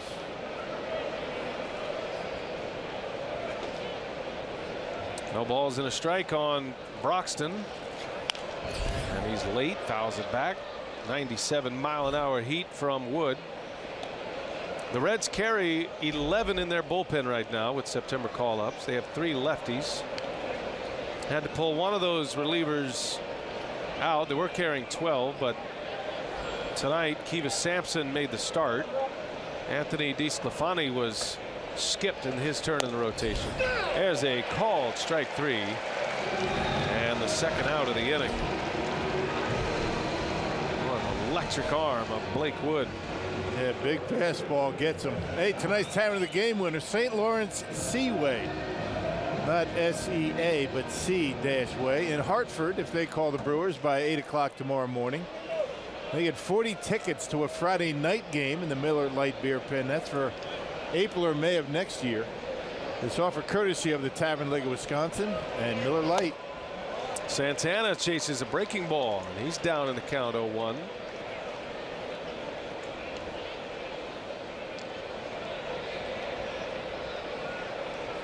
Domingo 0 for 2 tonight. A strikeout in the 2nd. He flew out to center field in the 4th. Brewers being shut out on 4 hits. Got hits tonight from Scooter Gennett, a single. Braun had an infield hit. Broxton with a single to center, and then the pitcher Peralta with a single to right.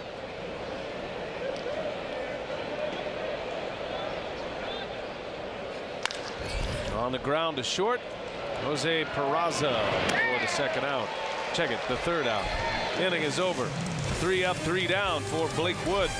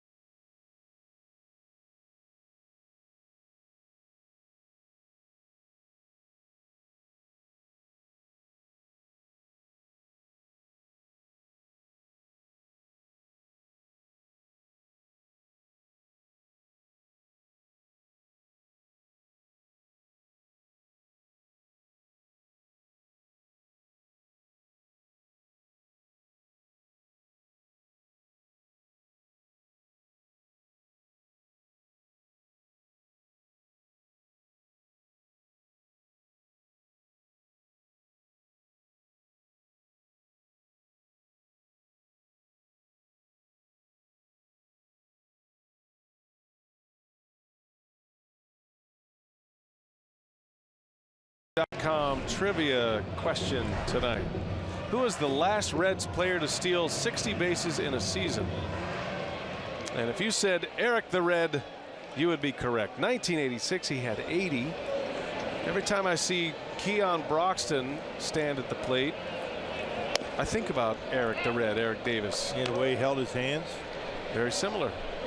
He had some pop, though, didn't he, Eric Davis? Yes, he did. Yeah, 1911, Bob Bescher has the franchise record. If you own a franchise record for the Reds, you've really done something. This is the original franchise in professional baseball. No team older. Joey Votto starts the bottom of the 6th inning, and Peralta keeps that fastball on him, and it's 1-2. 1869, the Redlegs, first professional team, charter member of the National League. And a glorious history. There is a great Hall of Fame located on the property here with the ballpark, if you ever have a chance. There's a little pop-up into left field, and Braun will play it. Joey Votto is 0 for 3 against Peralta tonight. Hadn't had many of those. I mean, the way he's been swinging the bat in the second half. Boy, since that first inning, Willie Peralta really didn't pitch poorly in the first. Seeing eye ground balls that found their way through and 3 runs in. Not covering for Peralta, but it was not exactly a lot of hard hit balls that produced the hits. Right. And since that time, since the RBI single by Holt in the first inning, Peralta has now retired 14 straight. Coming into this inning, he had 50 pitches since the first innings. So across the 4+ innings, he had thrown only 50 pitches, had 32 strikes. He has been locked in since. There's a liner right to Jeanette. And that might be one of the hardest hit balls of the game right there. And Willie Peralta well on his way to yet another game where he's able to get through 7 innings. Pitch count in good shape. Well, that time the defense positioned perfectly. The only thing that's going to keep him or get him out of the game is the fact that he's going to be leading off, or he's hitting second next inning. Needs some offense. Well, Brandon Phillips now. 2 outs, 6th inning. And he takes a strike. Peralta just keeps pouring him in. And that was the slower version, the get over breaking ball that he's been throwing since he got called back up. Right, 2 different breaking pitches. Yep. He's thrown his slider as hard as 88 and as soft as 82. Same grip, same spin, but different velocity on the pitch. Take a little off it just to get a strike. And then he just buries one inside, and that is a strike on Phillips. 0-2 the count. Laughs at everything, doesn't he?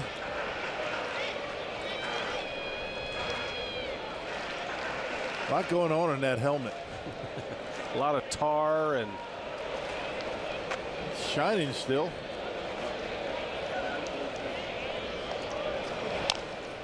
Little tapper, and that's gonna. You know, they do have the ability to clean those things up after games.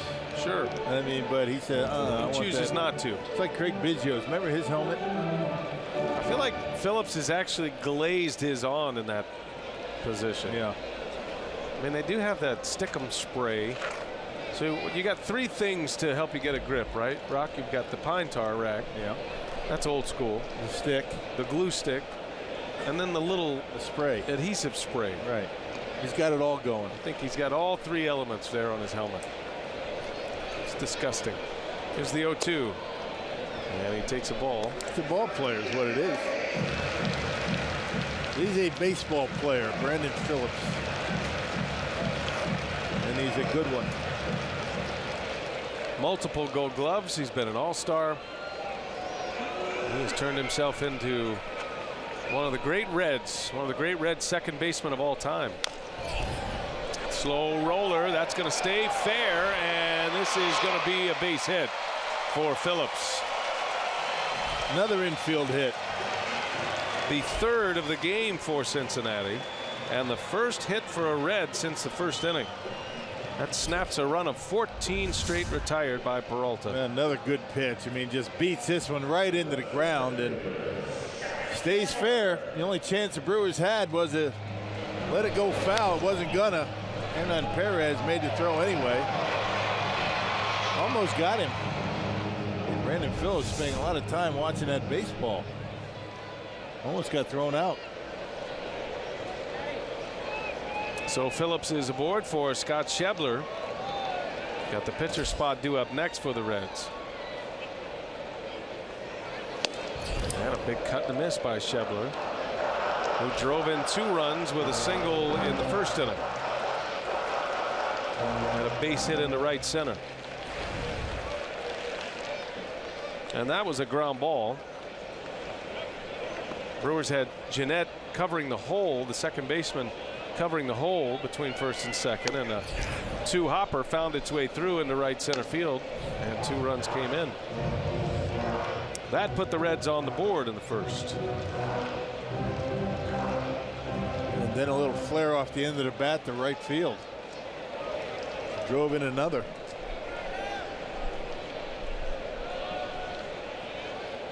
1-1 to Schebler. That's a strike. It's that low strike. It's been a strike all night. 1-2 the count.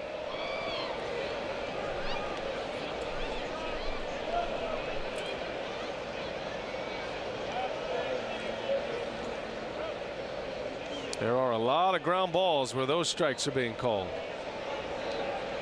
And Peralta slider misses. That's the one he tries to throw hard. 88 miles an hour. He's looking for a little quick late break on that. It just got on the side of it. Didn't have any depth to it. Just kind of flat.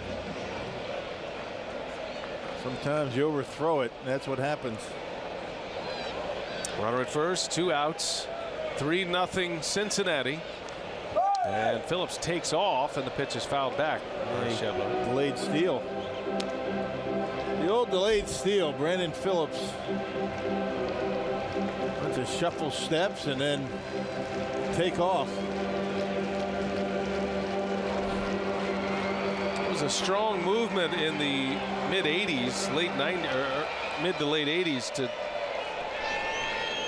call the delayed steal the Schroeder.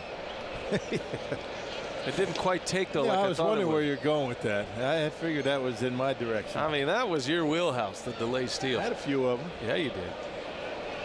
Greg Brock was good at it. Schebler down the left field line. That's going to get down, a base hit. And Braun will play it back to the infield. He throws to second base, and Phillips is back. Having a little fun with Scooter Jeanette out there. So Braun makes a good play to keep Phillips from advancing to third. Good thing he wasn't on the move right there. He would have been at third base. Yeah. Well, Schebler having a good day at the plate. Slices that one into left field. A pretty good pitch. That fastball for Peralta. So a pinch hitter coming on here. Derek Johnson is on his way out. The pitching coach with a scouting report on Hernan Iribarren, who will bat for the pitcher. Pitcher spot right now for the Reds after that double switch is the 7th spot in the batting order. So 2 quick outs and then back-to-back hits. Phillips had the infield hit with 2 strikes, and Schebler with 2 strikes slaps one to left field. Yeah, Reds started with 8 players on their bench. Iribarren, the second one used.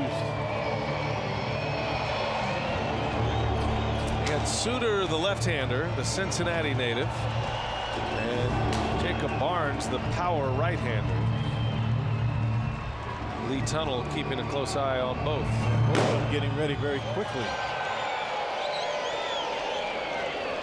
All right, so Iribarren against Peralta. 2 on, 2 out, 3-0 Reds. And he starts him with a little breaking ball in there for a strike.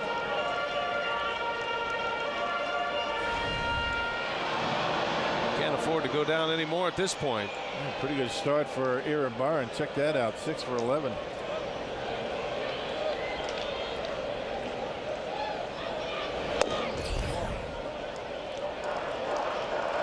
Hernan Perez was the first Hernan I ever knew.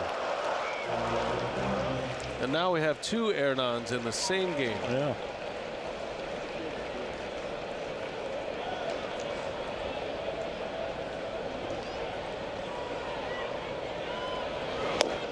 Big swing and a miss. Still throwing hard. That running fastball at 95 miles an hour.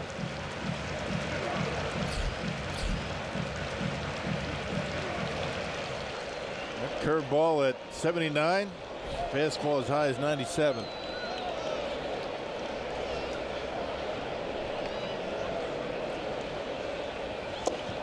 Down and in.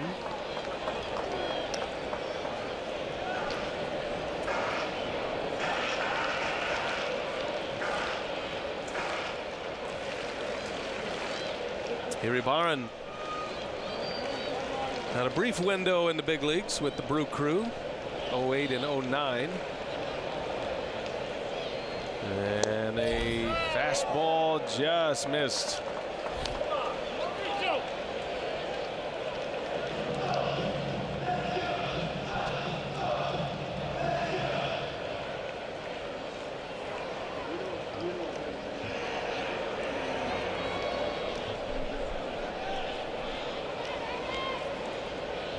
Everything away.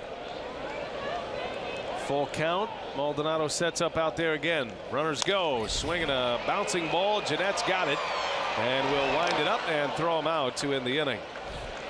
So Peralta likely done. 6 in the books. 3 runs in. The Brewers are down 3-0.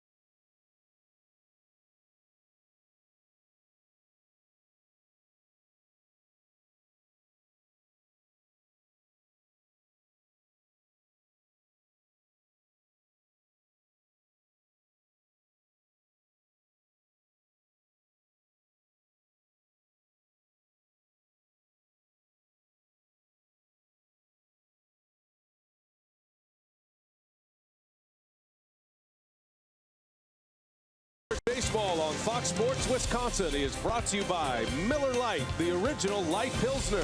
Cheers. It's Miller time. Hey, keep up with the Brewers wherever you are with MLB.com At Bat, the official app of the Milwaukee Brewers, featuring live broadcasts, scoring updates, breaking news, and more. Download At Bat today, free for your smartphone or tablet. And we're keeping a close eye on that At Bat app tonight. A lot of big games across Major League Baseball tonight as we hit the final stretch of the year. New pitcher Rockies Michael Lorenzen. He's the 3rd Reds hurler, and so far the first 2 have kept the 0 on the board against Milwaukee. And another guy can give the Reds multiple innings. 10 times he's gone at least 2 innings. Last time out, 1 inning against the Pirates. That was back on the 10th. That was a couple of days ago. A scoreless inning against Pittsburgh. Kivas Sampson started the game for the Reds. Sampson works 4 2/3 scoreless. Gives up 4 hits. Twice the Brewers stranded the bases loaded. Blake Wood went an inning and a third with a strikeout. Was just pinch hit for last inning. Sampson struck out 7 in his 4 2/3 innings. Walked 2. He hit a batter. He hit Martin Maldonado in the 3rd inning, right on the forearm. But the Brewers have not been able to scratch one across yet. They're trying to pick up Willie Peralta, who after that first inning has settled in. He's probably done now. You got the pitcher spot coming up, and Jake Elmore is already on deck. So you can put Peralta in the books for 6 innings and 3 runs. There's a strike. Maldonado not happy with that. He's one guy that should know that that's been a strike all night for both sides, that low strike. Definitely out of the strike zone low, but it's been a strike called all night. 3-2 pitch on the ground to short. Peraza, and Maldonado is out. One away here in the Brewers 7th. This Reds bullpen is now retired 5 in a row. And it'll be Jake Elmore pinch hitting for Willie Peralta. Not much negative about Peralta's outing here tonight. I mean, he gives up the 3 runs, and on paper you're saying, well, it's so-so. But I would say Peralta is right where he wants to be still, and the fact that he said he feels like he did in 2014, there'd be nothing that we saw tonight that you'd go against him on that statement. Well, actually, since he's been called back up, I mean, he's been very good. Different guy, completely transformed himself down in the minor leagues. And yeah, I mean, that first inning, not much he could do about that. He made some good pitches, unfortunately ended up as base hits.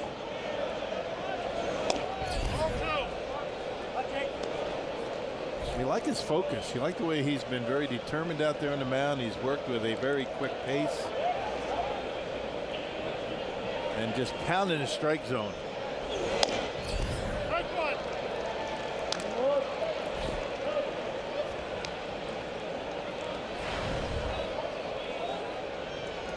Jake Elmore coming off the bench,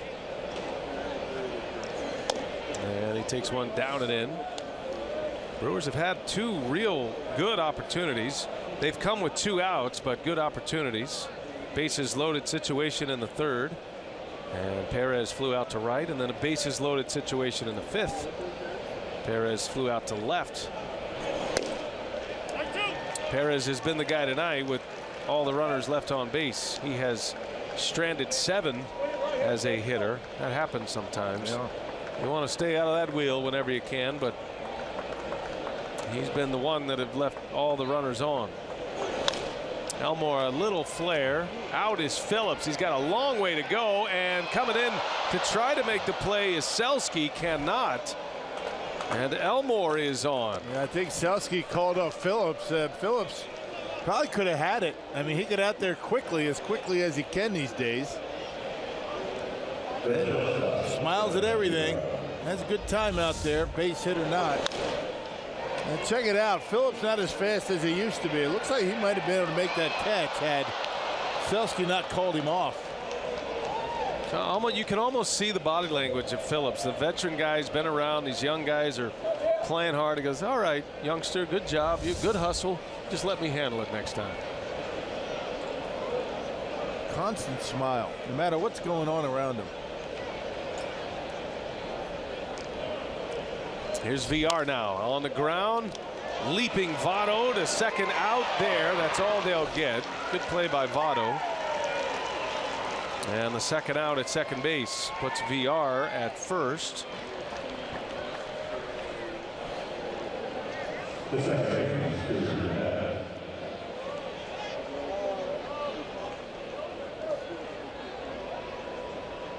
And now Scooter Gennett. 2 outs with VR at first base. We'll see if Jonathan is going to try to steal a base here. You know he's got that stolen base crown on his mind.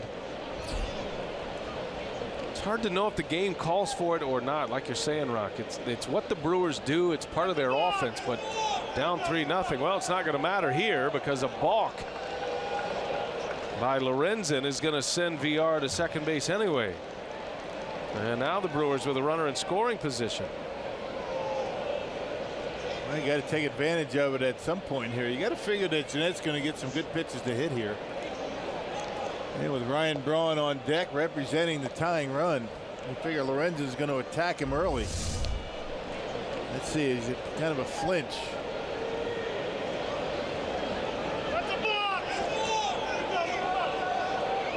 Yeah, he looked over, he spun the shoulders around and did it again. And now Jeanette with a base hit to right. VR on his way. Here comes the throw, and VR is going to be out at the plate. Great throw from Selski, and VR is cut down, and the inning is over. Scooter Jeanette with a base hit, but the Brewers cannot score. Excellent play by the Reds right fielder. Atones for the misplay that put the runner on in the first place. Nice pickup by Barnhart, too.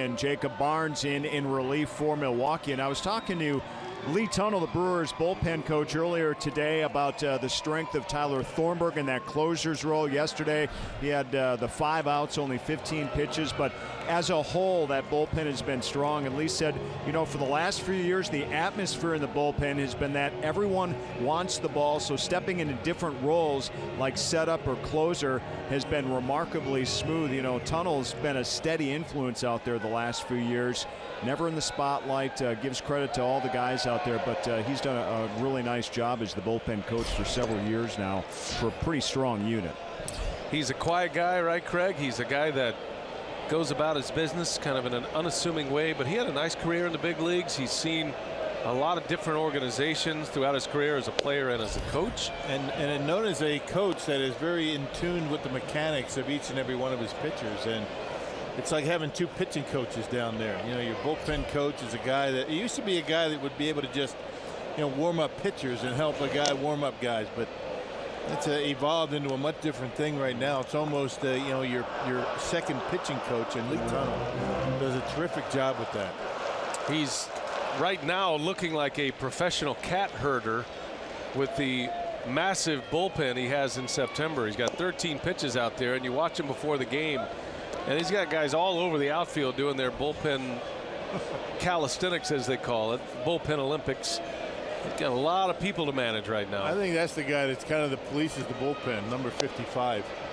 Now Marcus Hanel, the bullpen catcher. There he is, the Coos. Yeah, he and Lee Tunnell certainly work hand in hand down there. They do a terrific job. Jacob Barnes on the mound, in for Peralta, and a fly ball center field, well hit. But Broxton will track it down, and he'll make the play on the track. Now getting back to that last play that ended the Brewers' 7th, it didn't look like Jonathan Villar was ready to run when that baseball was thrown. As you take a look at the numbers for Jacob Barnes, pretty good work. Fastball slider, 20th appearance at .332 earned run average. You can see just as many strikeouts as innings pitched, but Villar looked like he was getting his sliding glove on. Jeanette swings at the first pitch. He gets a base hit. Didn't look like he was ready to run. I'm with you. He got a poor jump. Almost as if he was surprised that Jeanette swung the bat and ended up getting a base hit. That's why Eddie Cedar sent him, because every other time, Villar is going to be aggressive out there at second. Bouncing ball back to the mound. Barnes will flip it over to Carter. And let's take a look at this play that ended the inning. The Brewers finally had a chance to score a run. There you go.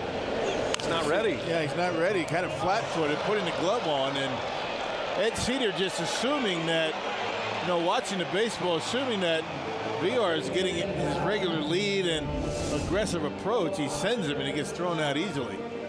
Can't lay that one on third base coach. And credit a good throw from Selski. He aggressively approached that ground ball into the outfield, and he fired a strike. That was a good play by the catcher Barnhart. That's not an easy throw to handle with a runner bearing in on you. Yeah, that was a nice play. Good pick. That was a tough pick. An in-between hop.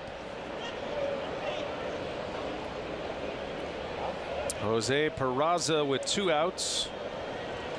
7th inning. Reds are up 3-0, and a fly ball to right. Nice easy inning for Jacob Barnes. So the Reds go in order. We go to the 8th inning in Cincinnati. The Brewers are down 3-0.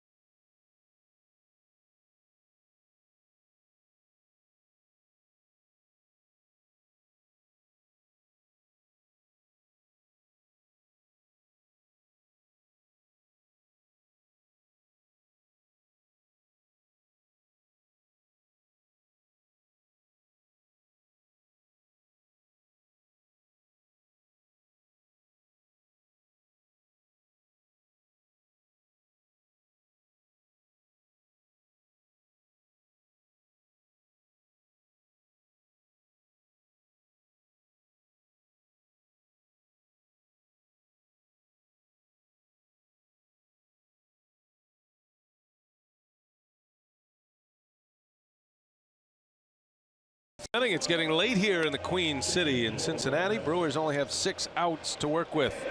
Hey, a reminder, Major League Baseball returns Saturday. 2 big games. First on Fox, it's Big Papi and the Red Sox as they take on the rival Yankees at 11:30 a.m. Central. And then on Fox Sports 1, the Tigers collide with the AL Central leading Cleveland Indians. That's at 2:30 Central. You can watch both games live on Fox Sports Go. So Fox will get us started. FS1 for the afternoon affair. And you wonder if the Tigers have one more push in them.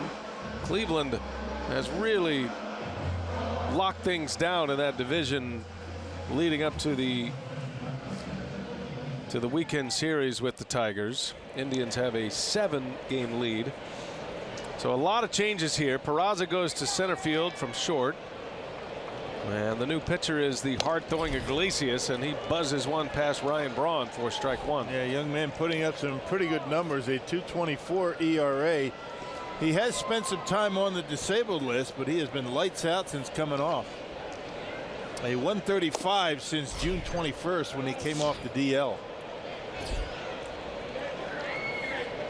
Well, you're seeing tonight why the Reds are hopeful with their bullpen. They've got some hard throwers out there, and Iglesias is a guy that the Reds are extremely high on and is going to be a big part of their plans moving forward, you can bet. Raisel Iglesias. 2-1 to Braun. He spoils one foul. Yeah, it's not just the velocity either. It's the release point. You know, the deceptive delivery. You just wonder how much of a toll that delivery is taking on that elbow. But he can bring it. He's got good stuff.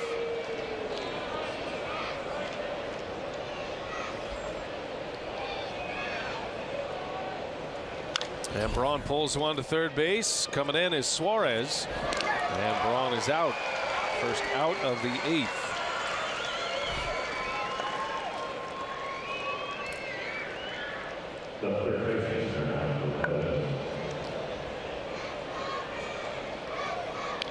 Hernan Perez now with one away. He's had a tough night at the plate. He's had a huge week with 2 4-hit games, but this will be a game that he would like to have back. Doesn't mean you can't get something started here in your final at bat. He has stranded 7 runners on base. Twice he has flown out with the bases loaded. Iglesias just slings one in sidearm. Yeah, that's the pitch you'd think that can take a toll on that elbow. Doesn't do it all the time, but he'll do it plenty against righties. There's another one. Wow, that's nasty. Nasty slider. He's from Cuba. Reds signed him to a 7-year contract prior to the 2014 season. He made it to the big leagues in 15. There's a little liner to right that's going to be run down by Schebler. All fly ball outs for Perez. 3 to right and 1 to left.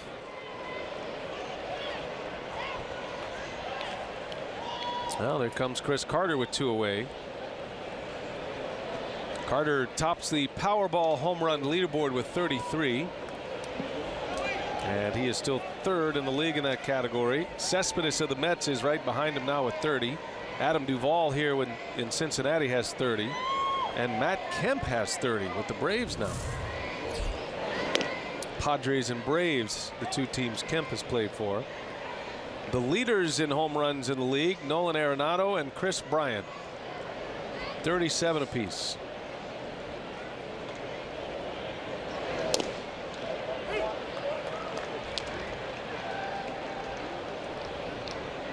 Iglesias was mostly a reliever in Cuba.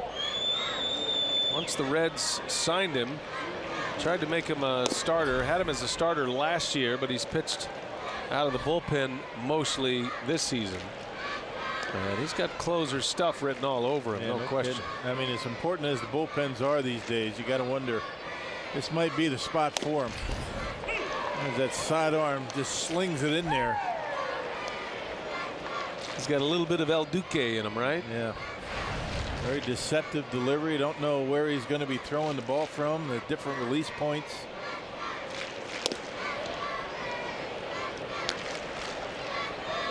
That's what I say. Leading with the elbow. That's normally tough on that arm.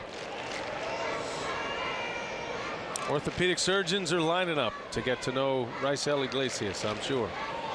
And a fastball right by Carter, 98 miles an hour from Laredo. Yikes. 3 up, 3 down. The Brewers go in order.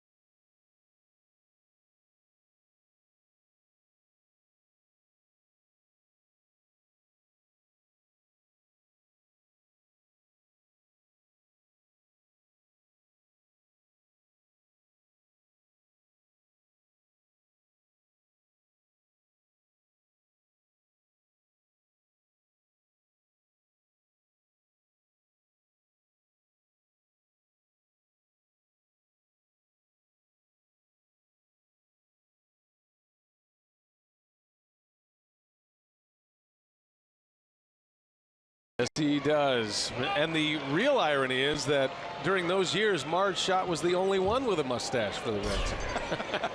No, I'm just kidding. That was Shotzi. The big St. Bernard. Brent Suter is on the mound, a homecoming for him. Suter, the Cincinnati native, went to Moeller High School. And he is out there for his 8th big league appearance. And don't blink, you might miss a pitch. He's baseball's version of the 2-minute drill. He wants to get it and throw it as fast as he can. It's all part of the plan to disrupt the timing of the hitter and get the hitter a little anxious and sped up, because Suter throws under the radar as far as velocity goes. That's about what you get out of Suter at the fastball, 84. He's done well since coming up. There's 85 in on his hands. Throwing about 10 miles an hour under what Willie Peralta was throwing. And Jacob Barnes. Suarez swings and fouls it back. What a great high school Moeller is as far as athletics go, especially baseball players. And you'd be hard pressed to find a better baseball talent as far as alumni than Moeller High School here in Cincinnati. They have 2 Hall of Famers, Rob. Ken Griffey Jr. played at Moeller, as did Barry Larkin. And of course both played for the Reds.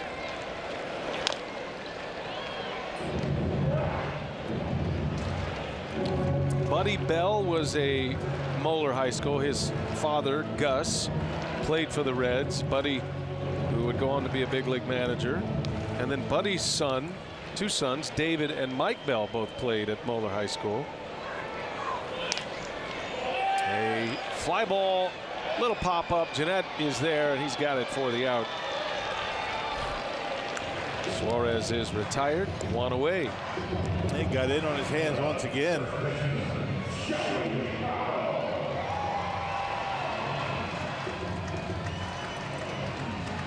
We just saw David Bell. He's the bench coach now for Mike Matheny in St. Louis.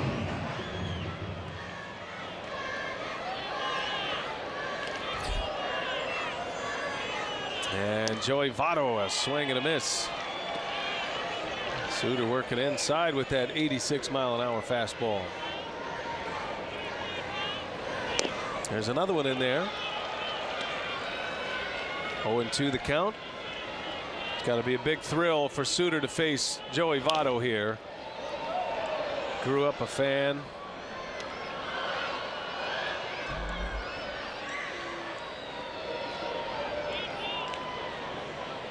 Suter deals an 0-2, and Votto fouls another one away.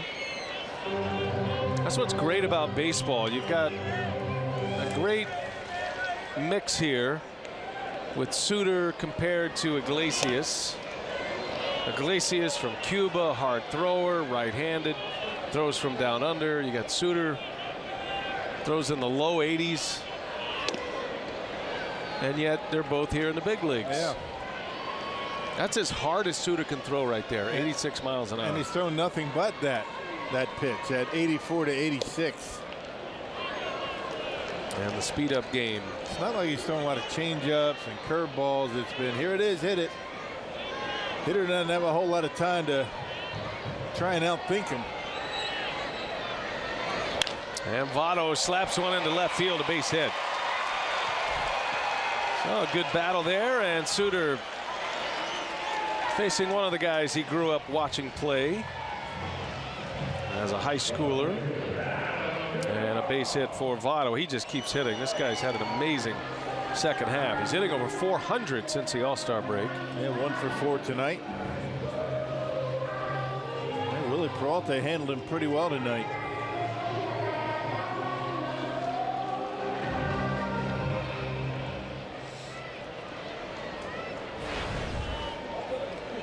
Adam Duvall now with 30 home runs on the season. And a wave and a miss. Moeller High School has a pretty good football program too, don't they? I mean, Ohio football is top notch. Great sports program there at Moeller.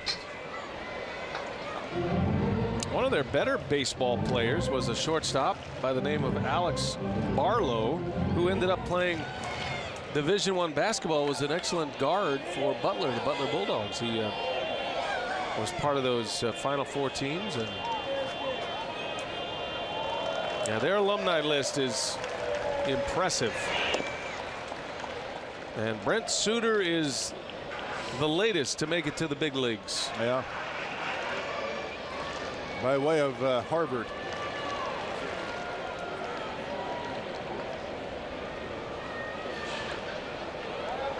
And a throw to first. They got him. Votto is picked off. So Suter gives up the hit, but he races Votto off the base paths. That sneaky move to first base. Yeah, didn't see that one coming. He didn't even get back to first base. Look at that lead. He doesn't even have a lead. He still gets picked off. Uh-oh. Maybe I shouldn't have done that. His lead was about 3 feet. Took a crow hop and got picked off. You know you're fooled badly when your lead is shorter than your height, meaning you could just fall down and touch the bag and you're still picked off.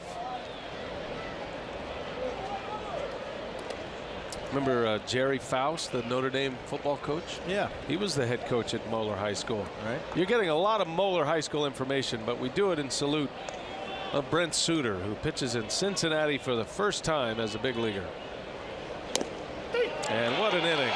That's away. Brent Suter, a scoreless inning, and you hear his friends and family. He's got a big pass list. There they are. And a scoreless inning against his hometown team.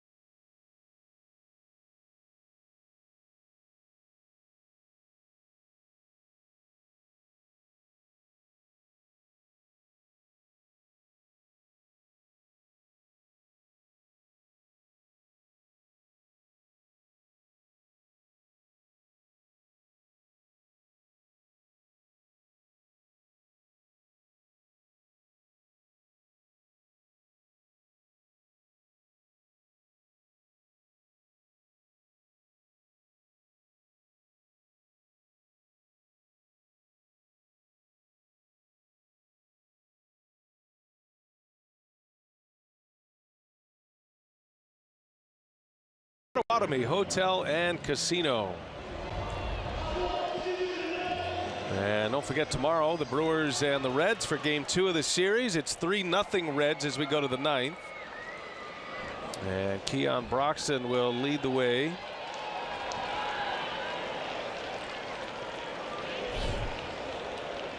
Broxton has a hit tonight.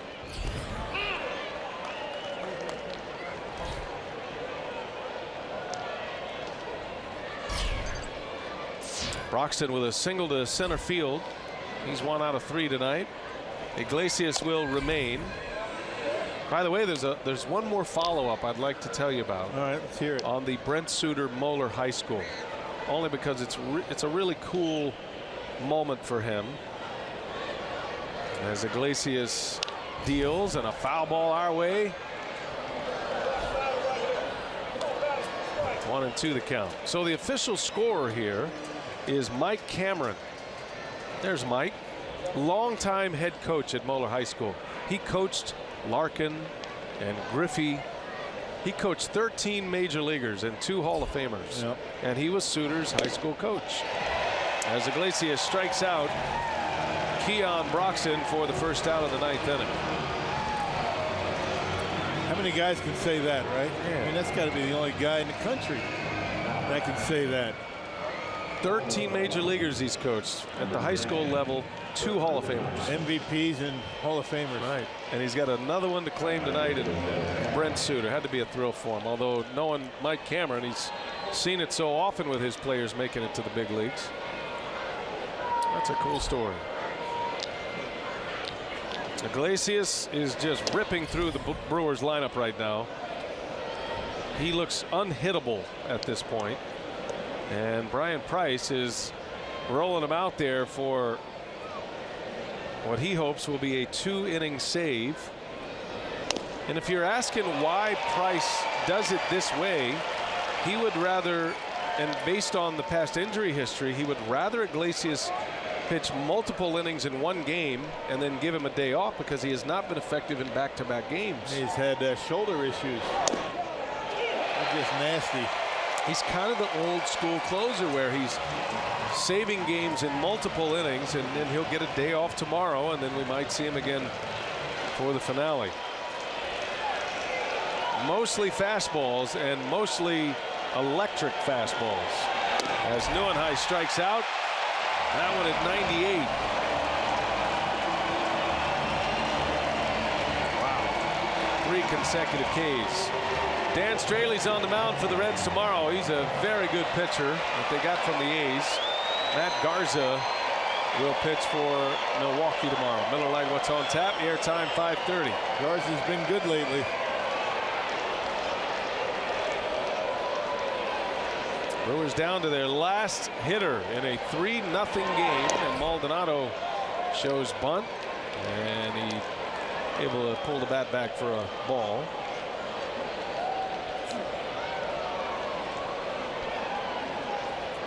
Reds shut out the Pirates yesterday, 8-0. They're looking for back-to-back shutouts.